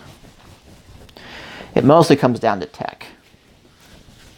Good news, though, for any of you who were privy to it, I was having an issue with my computer. The desktops that I was gifted were just slightly too old to actually run Open Broadcast software, which is the program that I would need to stream from a computer. Well, it turns out that one of them actually does have the hardware, the software that I need to run OBS. The only downside is that it needs a bit of a RAM upgrade. So I am one step closer to actually being able to have fancy overlays and whatnot. Won't that be fun? All right. I'm going to get another dollop of frosting in here.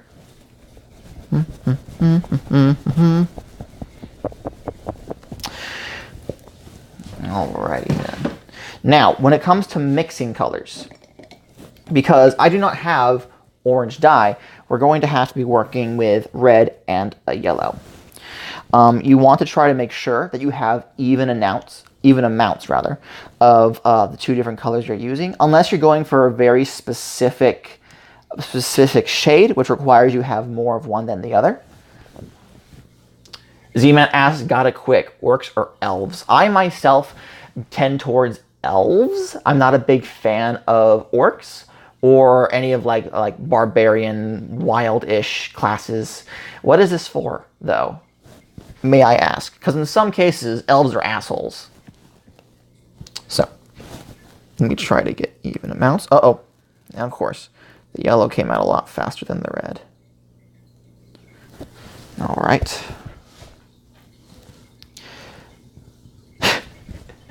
Z is upset that I chose orcs. Yeah, Z, you asked, so, like, whatever.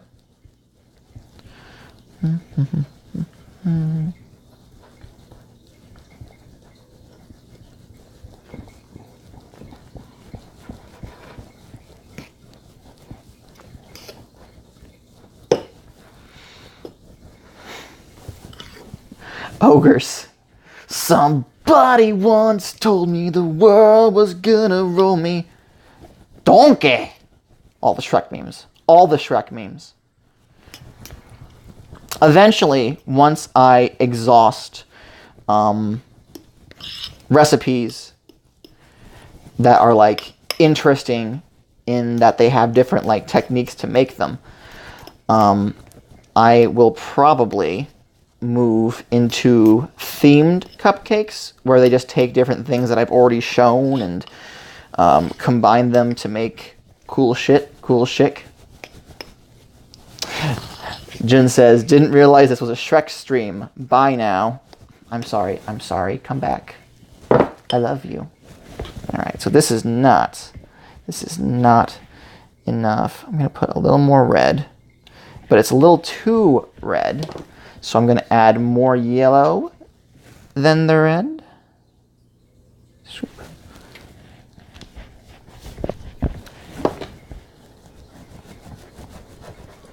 Actually, fun story, and it's completely and totally true. I can't run and show it to you, unfortunately, but I do have it. My wife and I were shopping at a thrift store, and I was looking through their CD collection, and one particular title popped out to me. And I grabbed it, and I showed it to my wife, and I gave her the best puppy dog eyes I possibly could. Because the title in question was a CD called Now That's What I Call Shrek.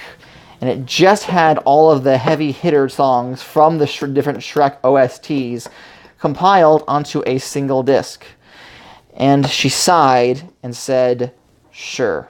So, guess who listened to Donkey and Puss, their cover of Livin' La Vida Loca, like 20 times in a single day? This guy. It was so good. It was so pure. She was upset. I can't imagine why.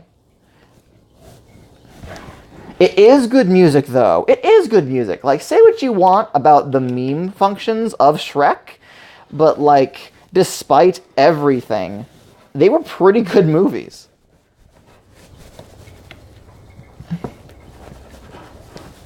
The first Shrek was way better than it had any right to be for what it was. Even the animation was pretty damn good for its time. Like, and then, of course, Shrek 2. I could go on about Shrek 2 forever. Shrek 3 wasn't as big a fan, but it was still a decent flick. It was still somehow a decent flick. Okay. Yes, Z, I do mean just 1 and 2.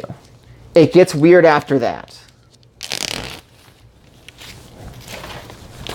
Alrighty then, so here's the orange. It looks a little more, well, it looks better on camera, actually. It does in real life. It looks a little too pink on my end, but it will have to do.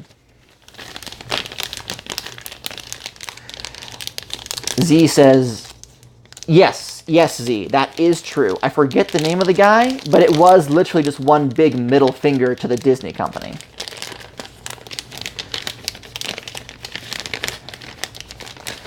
There's a number of videos on that detailing all the drama.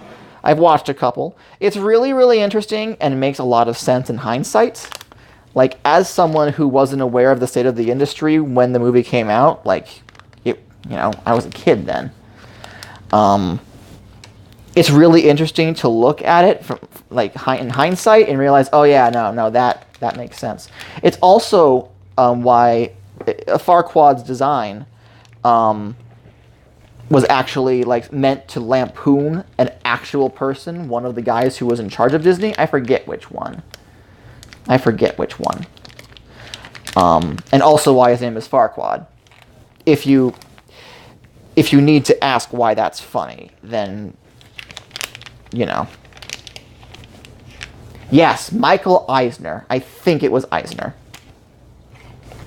Okay. So I could go ahead and make red as well, but I think I won't because I am tired of this. Now here's the question, right? Have you guys seen Shrek the Musical? Because if we want to talk about things involving Shrek that are way better than they have any goddamn right to be, that is hands down one of the best licensed musicals I have seen in my life. Oh my gosh. Got a Shrek trivia stream. Yes, Z, this may have taken a weird turn, but I believe you can still find it on Netflix if you have it, Jun. It is really, really, really good. Like, the stage design alone is worth the watch. And if you happen to find, like, the first run, as opposed to, like, a later run, if you manage to find a recording of the original Broadway cast, the guy they got to play Donkey is so good. I love it. All right. So, I need one more bowl, because of course I need one more bowl. And I need to get these cupcakes onto a cooling rack, the lime cupcakes, because we're going to need, come on, thank you, because we are going to need to have the cupcake tin for this next batch of cupcakes.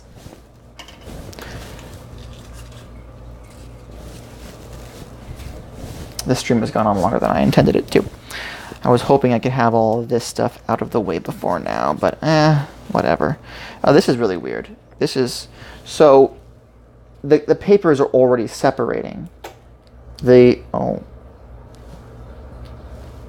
feels weird.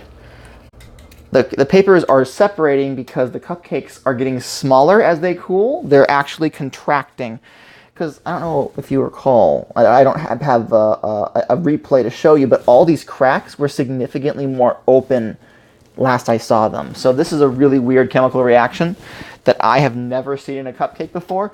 So I guess the takeaway here is to never forget the goddamn butter. Just don't do it. Oh no, I'm going to have to make a whole new batch for my friend. And I've already delayed it once. This is bad. Welp.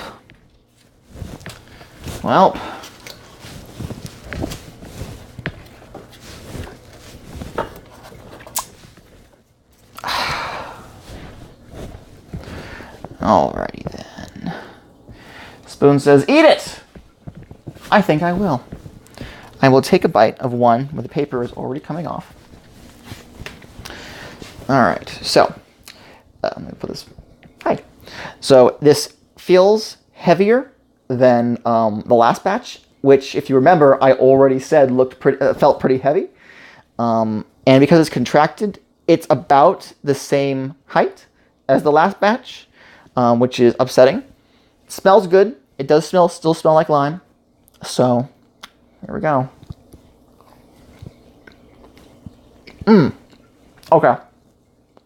Wow.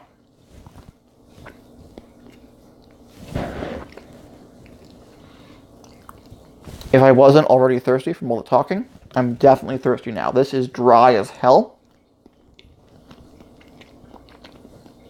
And yeah, I don't know if you can see. There's an air hole in the center. It's edible.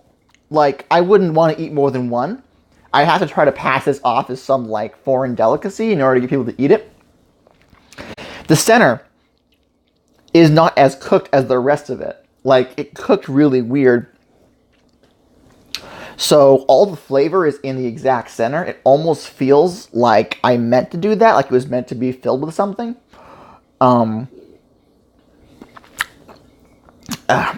But the problem is that because it isn't as baked as the rest of the cupcake, you get all this dry. I don't want to say powdery, but it's kind of like a dusty feel to it on the outside, and then you hit the center, and it's this warm, moist, like, no.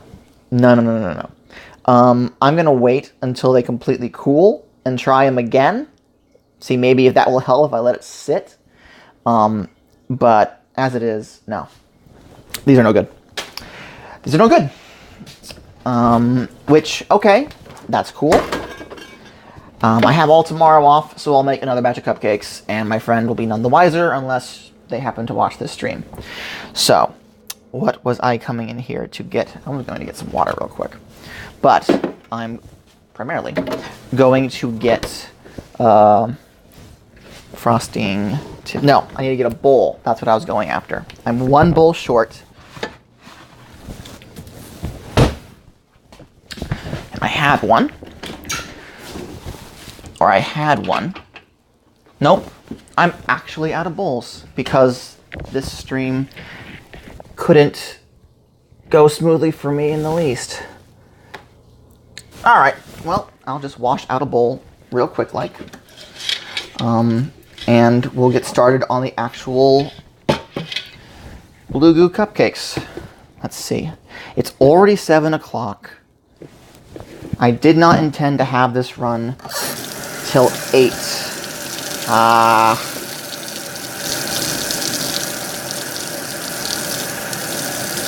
The bowl count is at 1, 2, 3. Well, you know what? I can just show you real quick. I can just show you. What's the bowl count at? Let me flip the camera around. Aha. So we have one bowl for the frosting coloring, another bowl which was for one of the jellos. This was where we had the batter, so that's 3 bowls. Here's the other jello and the other jello, so that's 4, 5. And then we have the buttercream frosting, so that makes, what, 6? And, because I made this before the stream, I have one more bowl in here, which has the whipped frosting that was going to go in these cupcakes. So that is, ding, ding, ding, 7 bowls. Or, I should say, 7 bowls. And, of course, my computer decides that, you know what? You're not allowed to see what anyone is saying anymore. You just aren't. There we go. Carol says, it's all because Digimon Try came out yesterday. It's cursing your stream. Honestly, it's cursed me in every other facet of my life for the past 3 years. I would not be surprised if it decided to have one last parting shot before it went.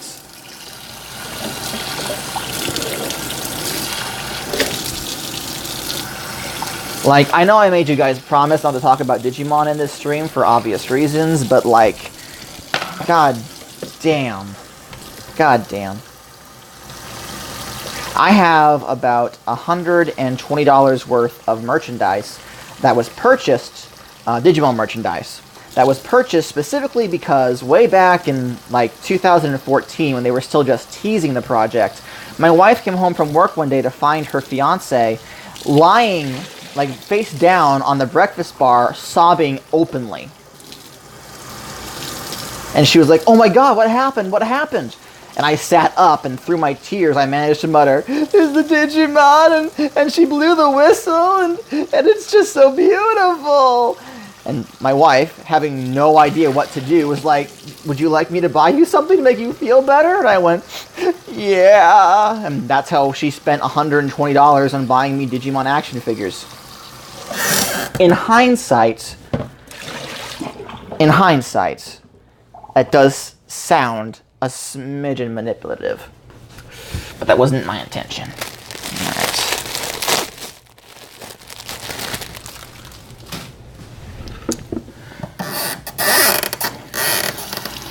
I think that maybe from now on, unless the frosting recipe is weird, I'm going to start trying to do them before the stream and getting them into bags and all set up, because really, like, this isn't good TV. This isn't good footage of you guys watching me scramble trying to make sure that I have everything done. Like, I should have had all this frosting pre-made. I should have the bowls clean and ready to go. Like, this does not seem like good radio. It doesn't. But c'est la vie. Yes, Carol, when it comes to Digimon, I am big baby, alright? It's really important to me as a person.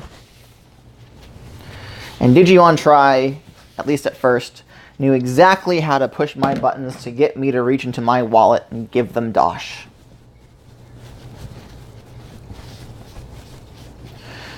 Alright, so there's that.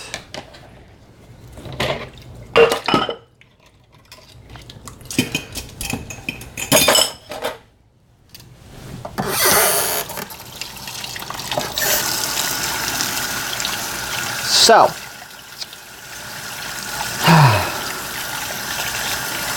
we are going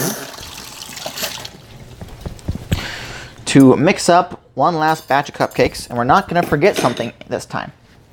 What we are going to do, however, is we're going to be coloring this batch of cake mix, which requires that we take some preemptive measures and alter the recipe ever so slightly. So, like I was saying earlier, where you always want to start off slow. You do not want to add too much color in, because once you've added it in, taking it back is almost impossible. You can always add more color, but you can't always necessarily take it away. With that in mind, we also have to be very careful that whatever we're making colored does not already have a color to it. With the white frosting that I was using, that wasn't so much of an issue. However, we're going to be using cake mix. Now, a white cake mix and a yellow cake mix have one thing one thing different between them. They're almost identical except for this one thing, and that is their coloration.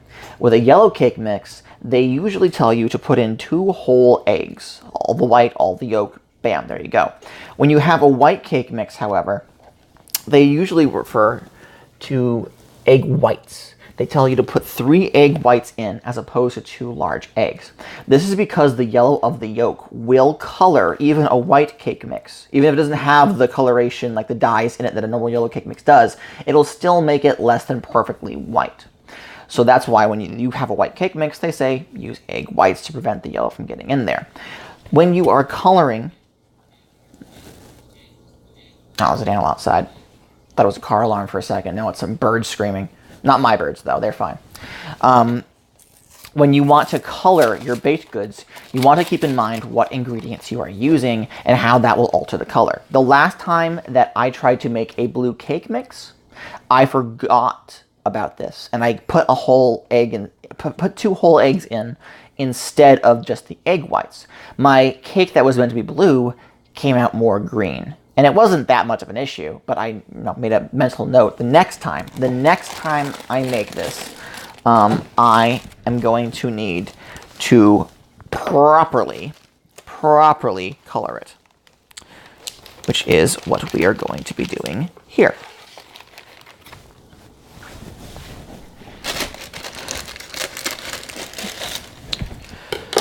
So, now another thing that I want to mention is how I use my farm fresh eggs as opposed to the eggs that you're normally going to get in the grocery store.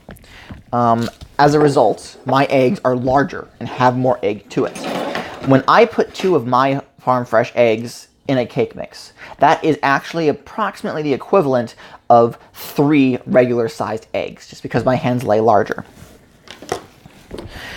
This is good because adding an extra egg is one of the tips that most bakers recommend to fluff up your cake mix, alongside using milk and adding more butter, of course. So by using 2 of my eggs, that's the equivalent of 3 regular eggs, which is 1 egg more than what the grocery store, what the regular cake mix orders are. So we are only going to be using egg whites. And because we're not going to be using the yolk, we still want to have approximately 3 regular eggs worth of egg in this mix. I'm saying egg a lot, and it's starting to lose meaning to me because I've said it so often. Is this sentence making sense? I want to make sure that I have... Look at Gotta here, says Z, humble bragging about his eggs. I'm sorry that my chickens lay amazing eggs. I can't help it. I have no control over it, but it's the truth. It's just how it is.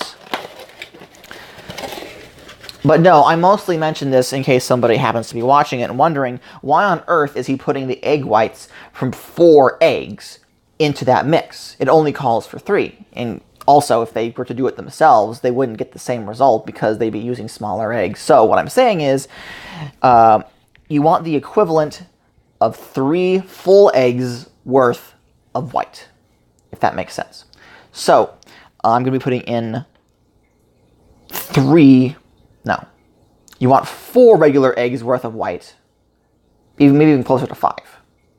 Because, gosh. No, that math does add up. If we were not coloring this, we would want 3 regular eggs, which is the equivalent to 2 of my eggs. But we're not pulling a whole egg in. We're putting egg whites, which means you'd want to put the egg whites of 4 regular eggs to balance it out to equal 3 regular eggs. You know what? I'm just going to put the fucking eggs in, and if y'all are trying to follow along, which I doubt, sucks to be you. I guess. I'm kidding. I love you. Oh, right. I mentioned this. I have this handy-dandy doodad called an egg separator. How it works is that you catch the yolk in this bottom basket here, and then the whites separate from the yolk and run off the sides. The problem is that, unlike some where they actually set on the bowl, I have to awkwardly hold it with half my hand and use my thumb and forefinger to actually crack the egg open. And there is still a chance that the yolk will squeeze through like with that. The yolk will break and it will get all through it and it will not work properly. And I've wasted an egg.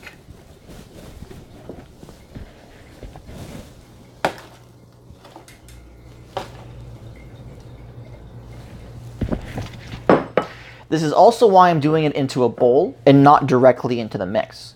What we're going to do is once we successfully get one egg white, we're going to immediately add that white to the bowl so that if we happen to ruin the next one, we don't waste 2 eggs worth of whites. The good news is we have a shit ton of eggs.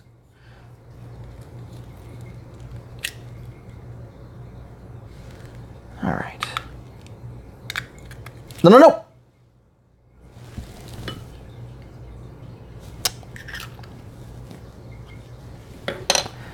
That's 2 eggs ruined. Third time's the charm. Right, guys? Third time is the charm.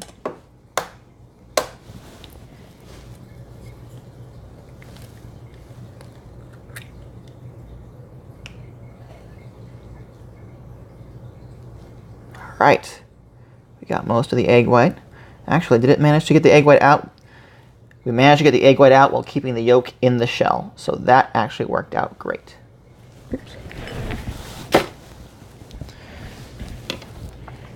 There is, however, a little something in here.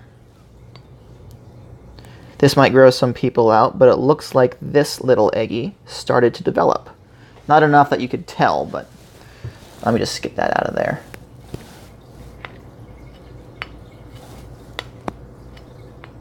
Of course, it doesn't want to go. There we go.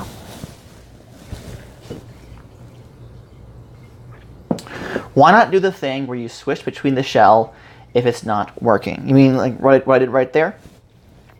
No real reason. Most people will do it that way.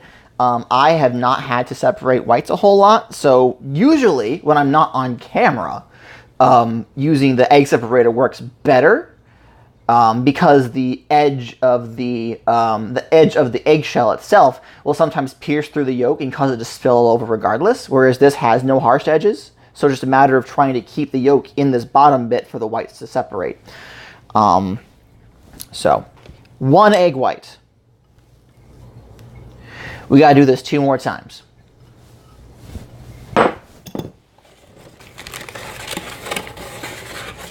Let me die. All right. Okay. Can I pull this here? Yeah, it's more visible here. I forget that putting it closer to the camera actually makes it harder for you guys to see. All right. So let's. Oops. Oh, it's gonna. Haha! I caught it. I caught it in the eggshell. Yes. That's 2. Whew. Be proud of me, all of you. Cheer me on.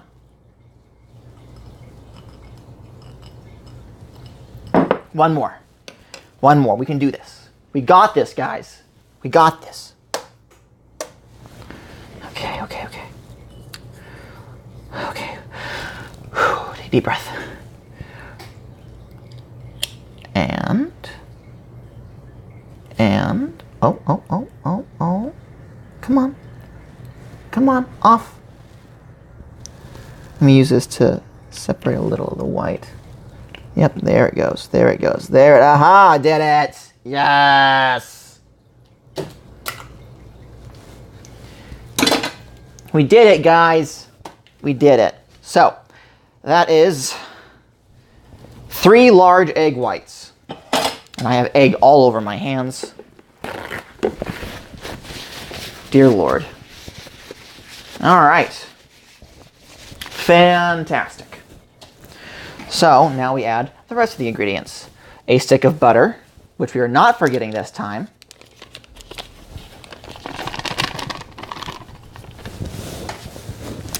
1 cup of milk. Let me get the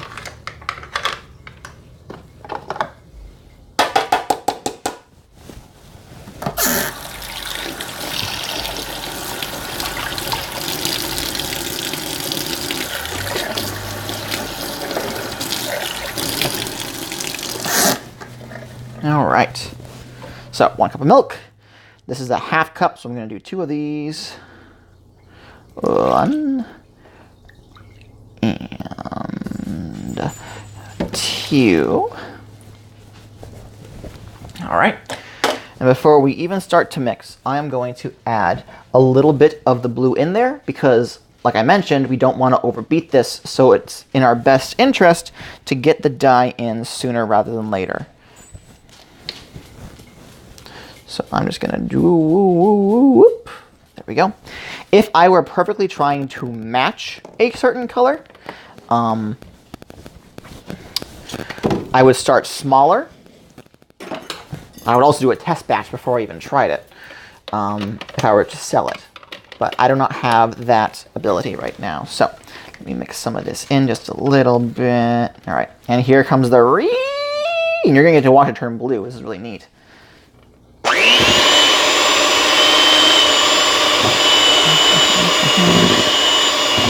Now, one of the downsides is that the butter itself has a slight yellowish tint to it. There is no way for me to make sure every single ingredient in this cake is devoid of color. It'll have a very slight yellowish hue to it, but that's nothing I can really do about it. It won't be enough to turn the whole thing green, like that last batch I was telling you guys about.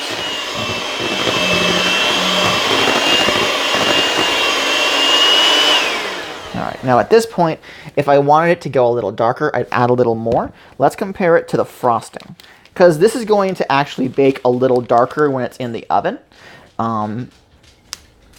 So this is actually about the exact same shade. I want the frosting to be noticeably lighter than the mix itself, so I'm going to go ahead and I'm going to add another little swirl of this here blue. That should do. And I'm going to finish mixing it up.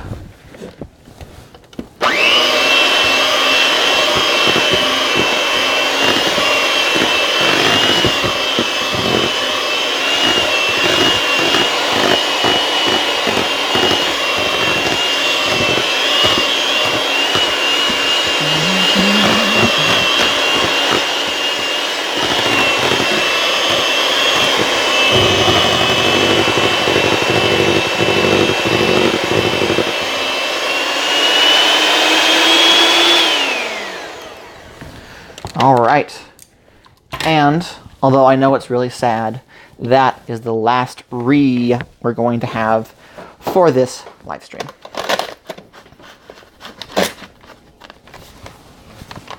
It's very sad. Everyone be sad.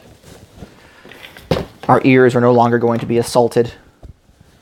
All right, so let me get some of this stuff out of my way. Oh, and here's the metal 3rd cup that I was looking for earlier. All right, and let me grab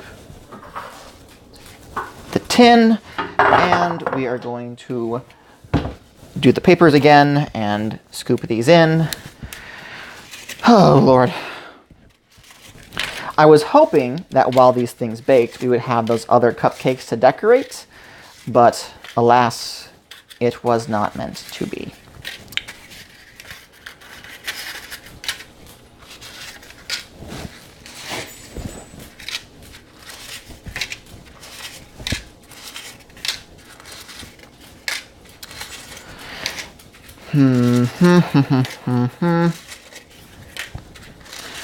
Now, the only problem I'm having is that I do still require cupcakes for my friend.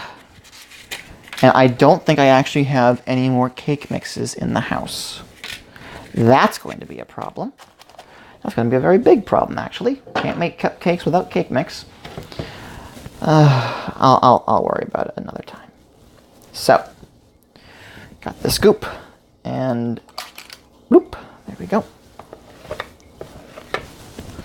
And bloop.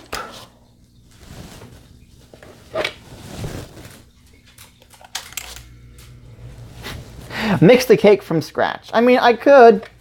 I definitely could. Problem is, it's going to be closer to 8 by the time I finish this stream. And I am an old man. I'm gonna have to go to bed. Like, laugh at me all you want, but, like, I gotta get up early, man. I have babies to feed. They finally switched over to every 4 hours.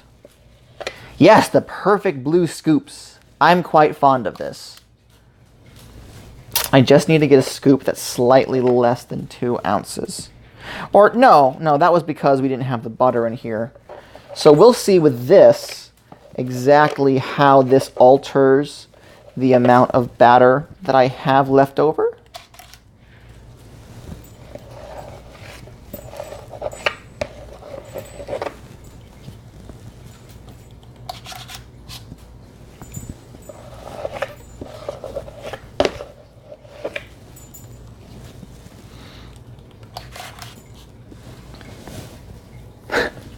Yes, Carol, I'm 26 years old and I have, like, animals and stuff to take care of. I gotta get up at the crack of dawn.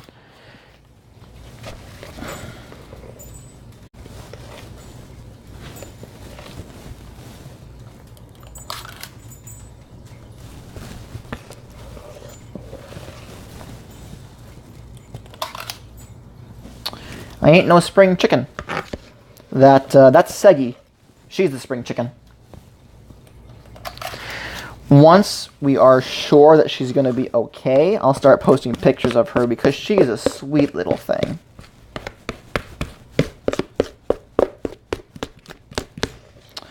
She has been properly socialized with humans, so you call to her and she'll run over and she'll get scritches. And she'll let you pick her up and she'll only complain a little bit. And she knows that humans have the food, so she'll follow you around. And she really is a sweet little thing. I love her so much. The other chickens are nowhere near as that friendly. Okay. So even with actually having the proper ingredients, I'm still 1, 2, 3, 5 cupcakes short of a full 24. I will have to see how these puff up, if they do puff up. What's her name again?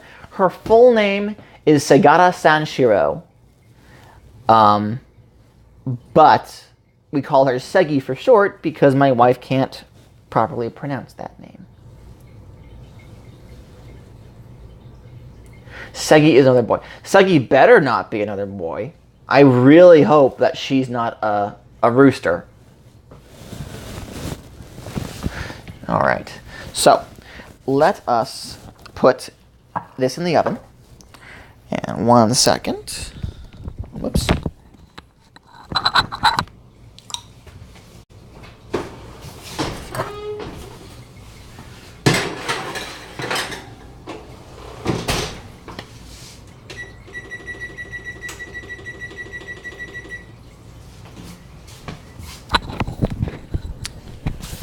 Now, the problem I'm having is that by the time that these cupcakes are out of the oven, it's going to be about time for me to feed the babies. And I can't do that on stream because I'm still going to have all this food out. So what I think I'm going to have to do, and this pains me deeply, I'm going to have to use the shitty cupcakes to show you what the Blue Goo cupcakes are going to look like, and then I'm probably going to have to end the stream. It's really, like, anticlimactic. I'll show you the babies, don't get me wrong. I'll grab them and bring them to the camera for a minute, but I won't be able to actually, like, feed them on time. I need to get all this cleaned off sooner than later. So, what I'm going to do is I'm going to grab this, and we are going to grab these. We're going to bring them over. My beautiful wife is home. Guest appearance. Oh, well, okay. Everyone type hello, beautiful wife.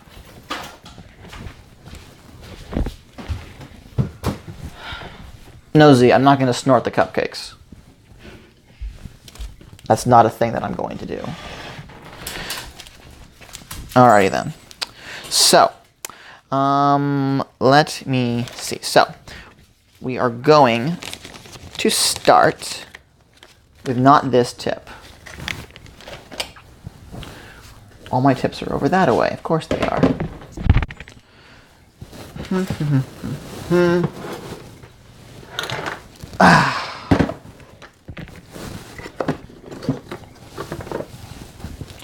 So, where is... Uh-oh. One of my tips has a bent tine. Don't know if you can see this, but one of them is bent a little bit. That's going to alter how the frosting looks when it comes out. So I am going to switch to this tip instead. They look almost the same, but it's a little tighter and has more tines. So it'll alter how the cupcake, the frosting looks. Yeah, it bent. I can put it back. I just got to get a small plier thing and move it back into position. It's not the end of the world.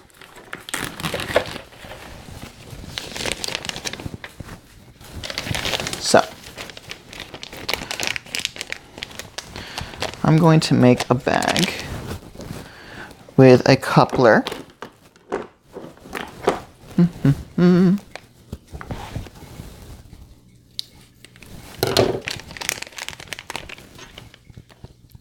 Put the border tip on it. Screw that into place. Then I'm going to take the frosting bag with the frosting, and I'm going to snip a hole in it approximately, let's see here. I want to cut it so that it is not as far down as the tip, if that makes sense, because this is going to go inside the tip. I don't want it to accidentally poke out the bottom, because then the frosting won't hit these tines and it won't make the shape that I want. So I'm going to put one bag inside of another, bagception, and voila, here we go. Alrighty then. So let me get the air out of this real quick, like. There we go. Pretty. Very pretty. Thank you. I'm going to pull the camera down so that we can get a look at this cupcake as I frost it. And I'm going to pick this one because out of all the bad cupcakes, it is the one that looks the most like a normal one. The top is pretty level compared to the others. So this one will have to do us. And let me pick two others. I'm going to take this one and this one because I do want to use the other colors. Okay. Beautiful. Hello. Would you mind taking these and setting them somewhere? Somewhere. Yes, just out of my hair for a second. Can you eat one? I would not suggest it. They came out terrible. What happened? Long story. I'll get to you in a second. All right, so let me move all of these back into frame. All right, so I'm going to start with this one here. So what this recipe, the blue goo cupcake is, yes, this is a butt crack. I like it. We're going to fill that crack. It's going to be a string of a line of frosting around the edge, which is going to hold in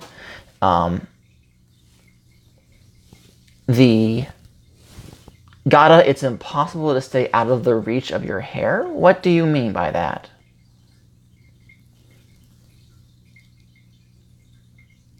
That makes no sense to me, but whatever. But yes, so it's going to be a line of frosting, a border of frosting, which will keep some of the Jell-O from spewing out. It's just going to line around it. So, let me push it out of the way. And because this is a very small thing, I have to do a very small border. So let me just doop, doop, doop, like so. And like this. I will properly explain how to do borders and whatnot on my next stream when I talk about frosting techniques. Oh my god, the Z, it's like an ocean. Yeah. Not Z, Jun rather, said that. Yeah, this is, come on camera, focus. Hello. This is called a shell border because they look like little shells. This is the generic border style. I have others that I do, but this is the one that I usually go to on a normal basis. So, now we're going to grab the bag with this tip in it.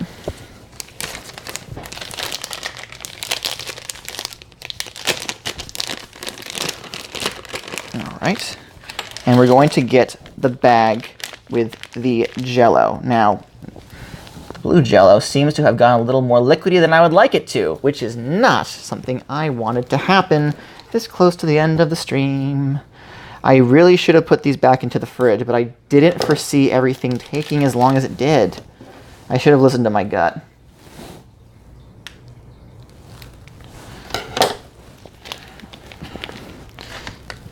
Oops, yeah, it's already leaking out. That's not good at all. Wah. All right. Yeah, it's leaking all over the place. You can't see it because I'm not on camera right now, but it's like it's going everywhere.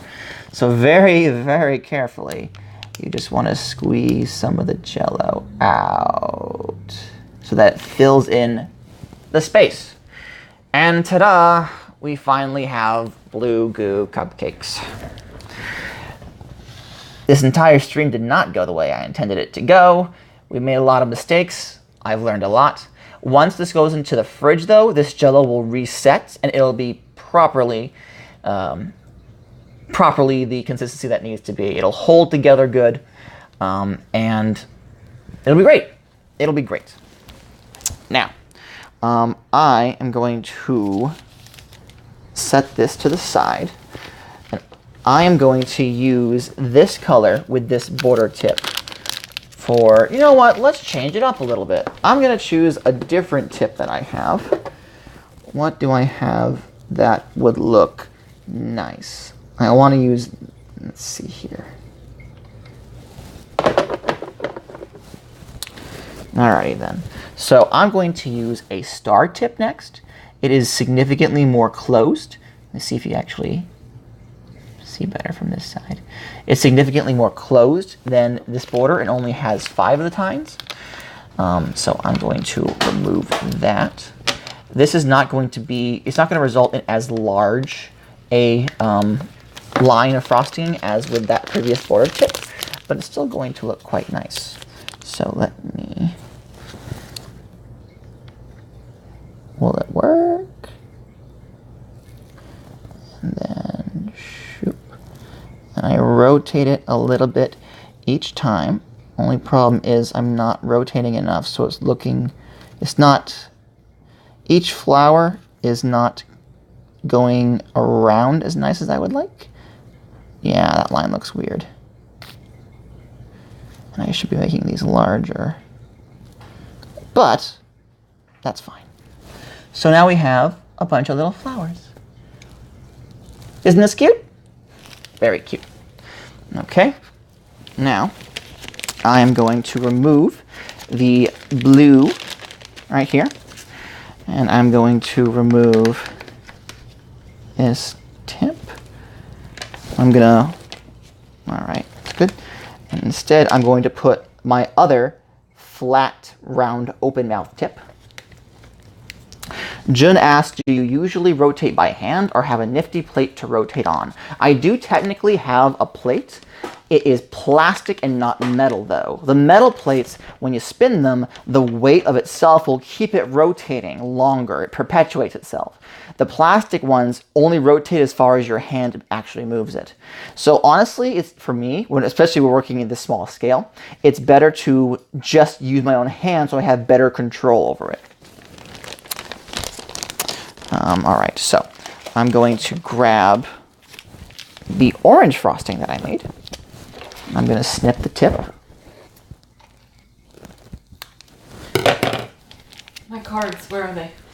Oh, your package is on by the table, babe.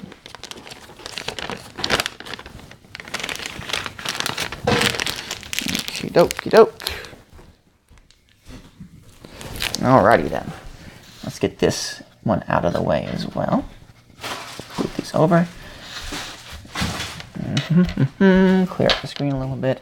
All right, now we're going to do a bubble border on this one, which is basically the same style as a shell border, but because it's the open mouth, it's going to look, what's the word for it? Not cartoony, but you'll see in a second. So,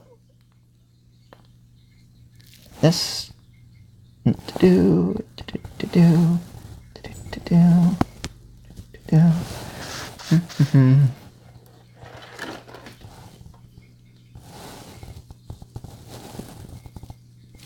Alrighty then. Doesn't look quite as nice, but it gets the job done. It's a lot smoother. If you're using, this is the kind of border that I would use mostly for like a kid's cake, where having like the fancy like grandmothery-esque frills isn't exactly what they want. Granted, the kids are just there for the sugar, but you know. So now that we have those, let me do it like so. All right, then. All right, and last but not least, I'm going to very quickly, darling, would you mind grabbing me a small bowl real quick? No. Carol says it reminds you of peaches. That's pretty apt. Thank you. And would you take this away? You want it in the fridge? Yes, please. Because it is spewing everywhere. Hey, quick question. Yes. Did you ever get that chick water? Yes. Oh my god. I was worried about that one.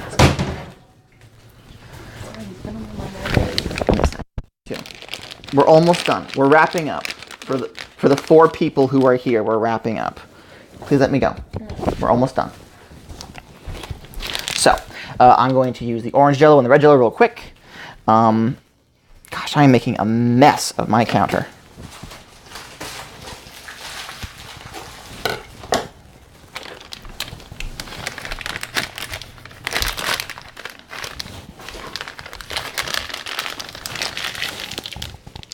Squeeze out. There we go. Of course, this is going to be a problem, isn't it? So this is the orange Jell-O. That was in a bit larger of a clumps. So I'm going to be having to be very careful here. I can feel it's having a hard time getting through. Come on. I don't want to get too much pressure to it, because the moment it hits a soft spot, it's going to come exploding out. There we go. And voila. What do you think? Mixing and matching the colors, honestly, really makes it pop. Like the blue on blue looks fantastic, but adding a bit of like a contrasting color to it will definitely catch people's eye. And last but not least, I'm going to do the red, and then we'll switch to babies, and then we will sign off for the night. Yes, it is like flowers, Jen. People really do enjoy their flowers.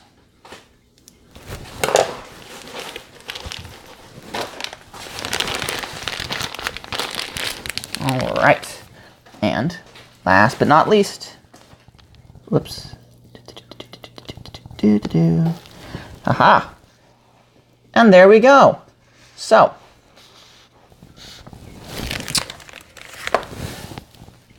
despite things not quite working out the way I wanted to this stream, we still have completed the blue goo cupcakes.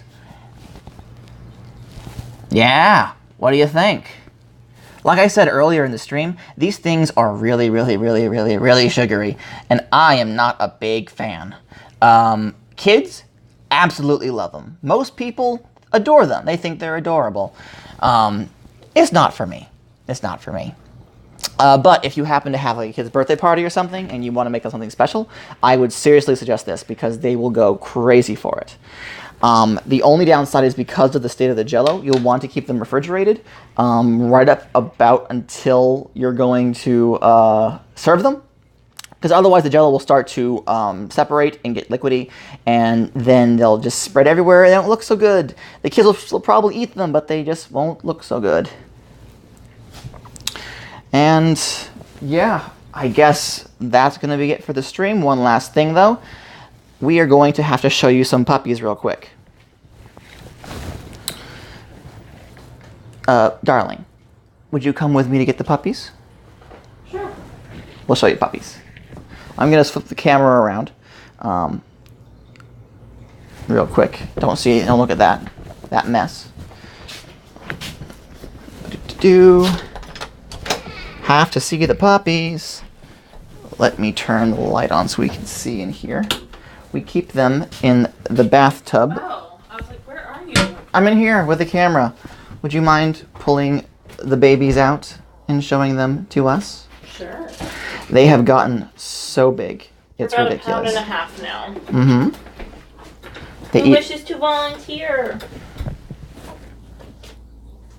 Here is Seymour. Here's Seymour. Here, you know what? Hand them to me. Oh, they peed everywhere. Of course they did, but that's okay. Here. Oh, and here is Marcy. little Marcy. Seymour and Marcy. Look at them. They're so big now. They're so big. They stink. Yeah, they probably do. Ugh. They need to be fed, which is why I'm going to be signing off for the night. Thank you guys for joining us for Coop Cakes. I'm sorry the stream didn't go quite as I planned it to, but you got to see some pretty neat fuck-ups. Next week, we'll probably focus on doing stuff with frosting, maybe not actually baking anything. But I'll let you know. Again, thank you for coming out and supporting me. I really appreciate it, guys. And you all have a good night. All right? Bye.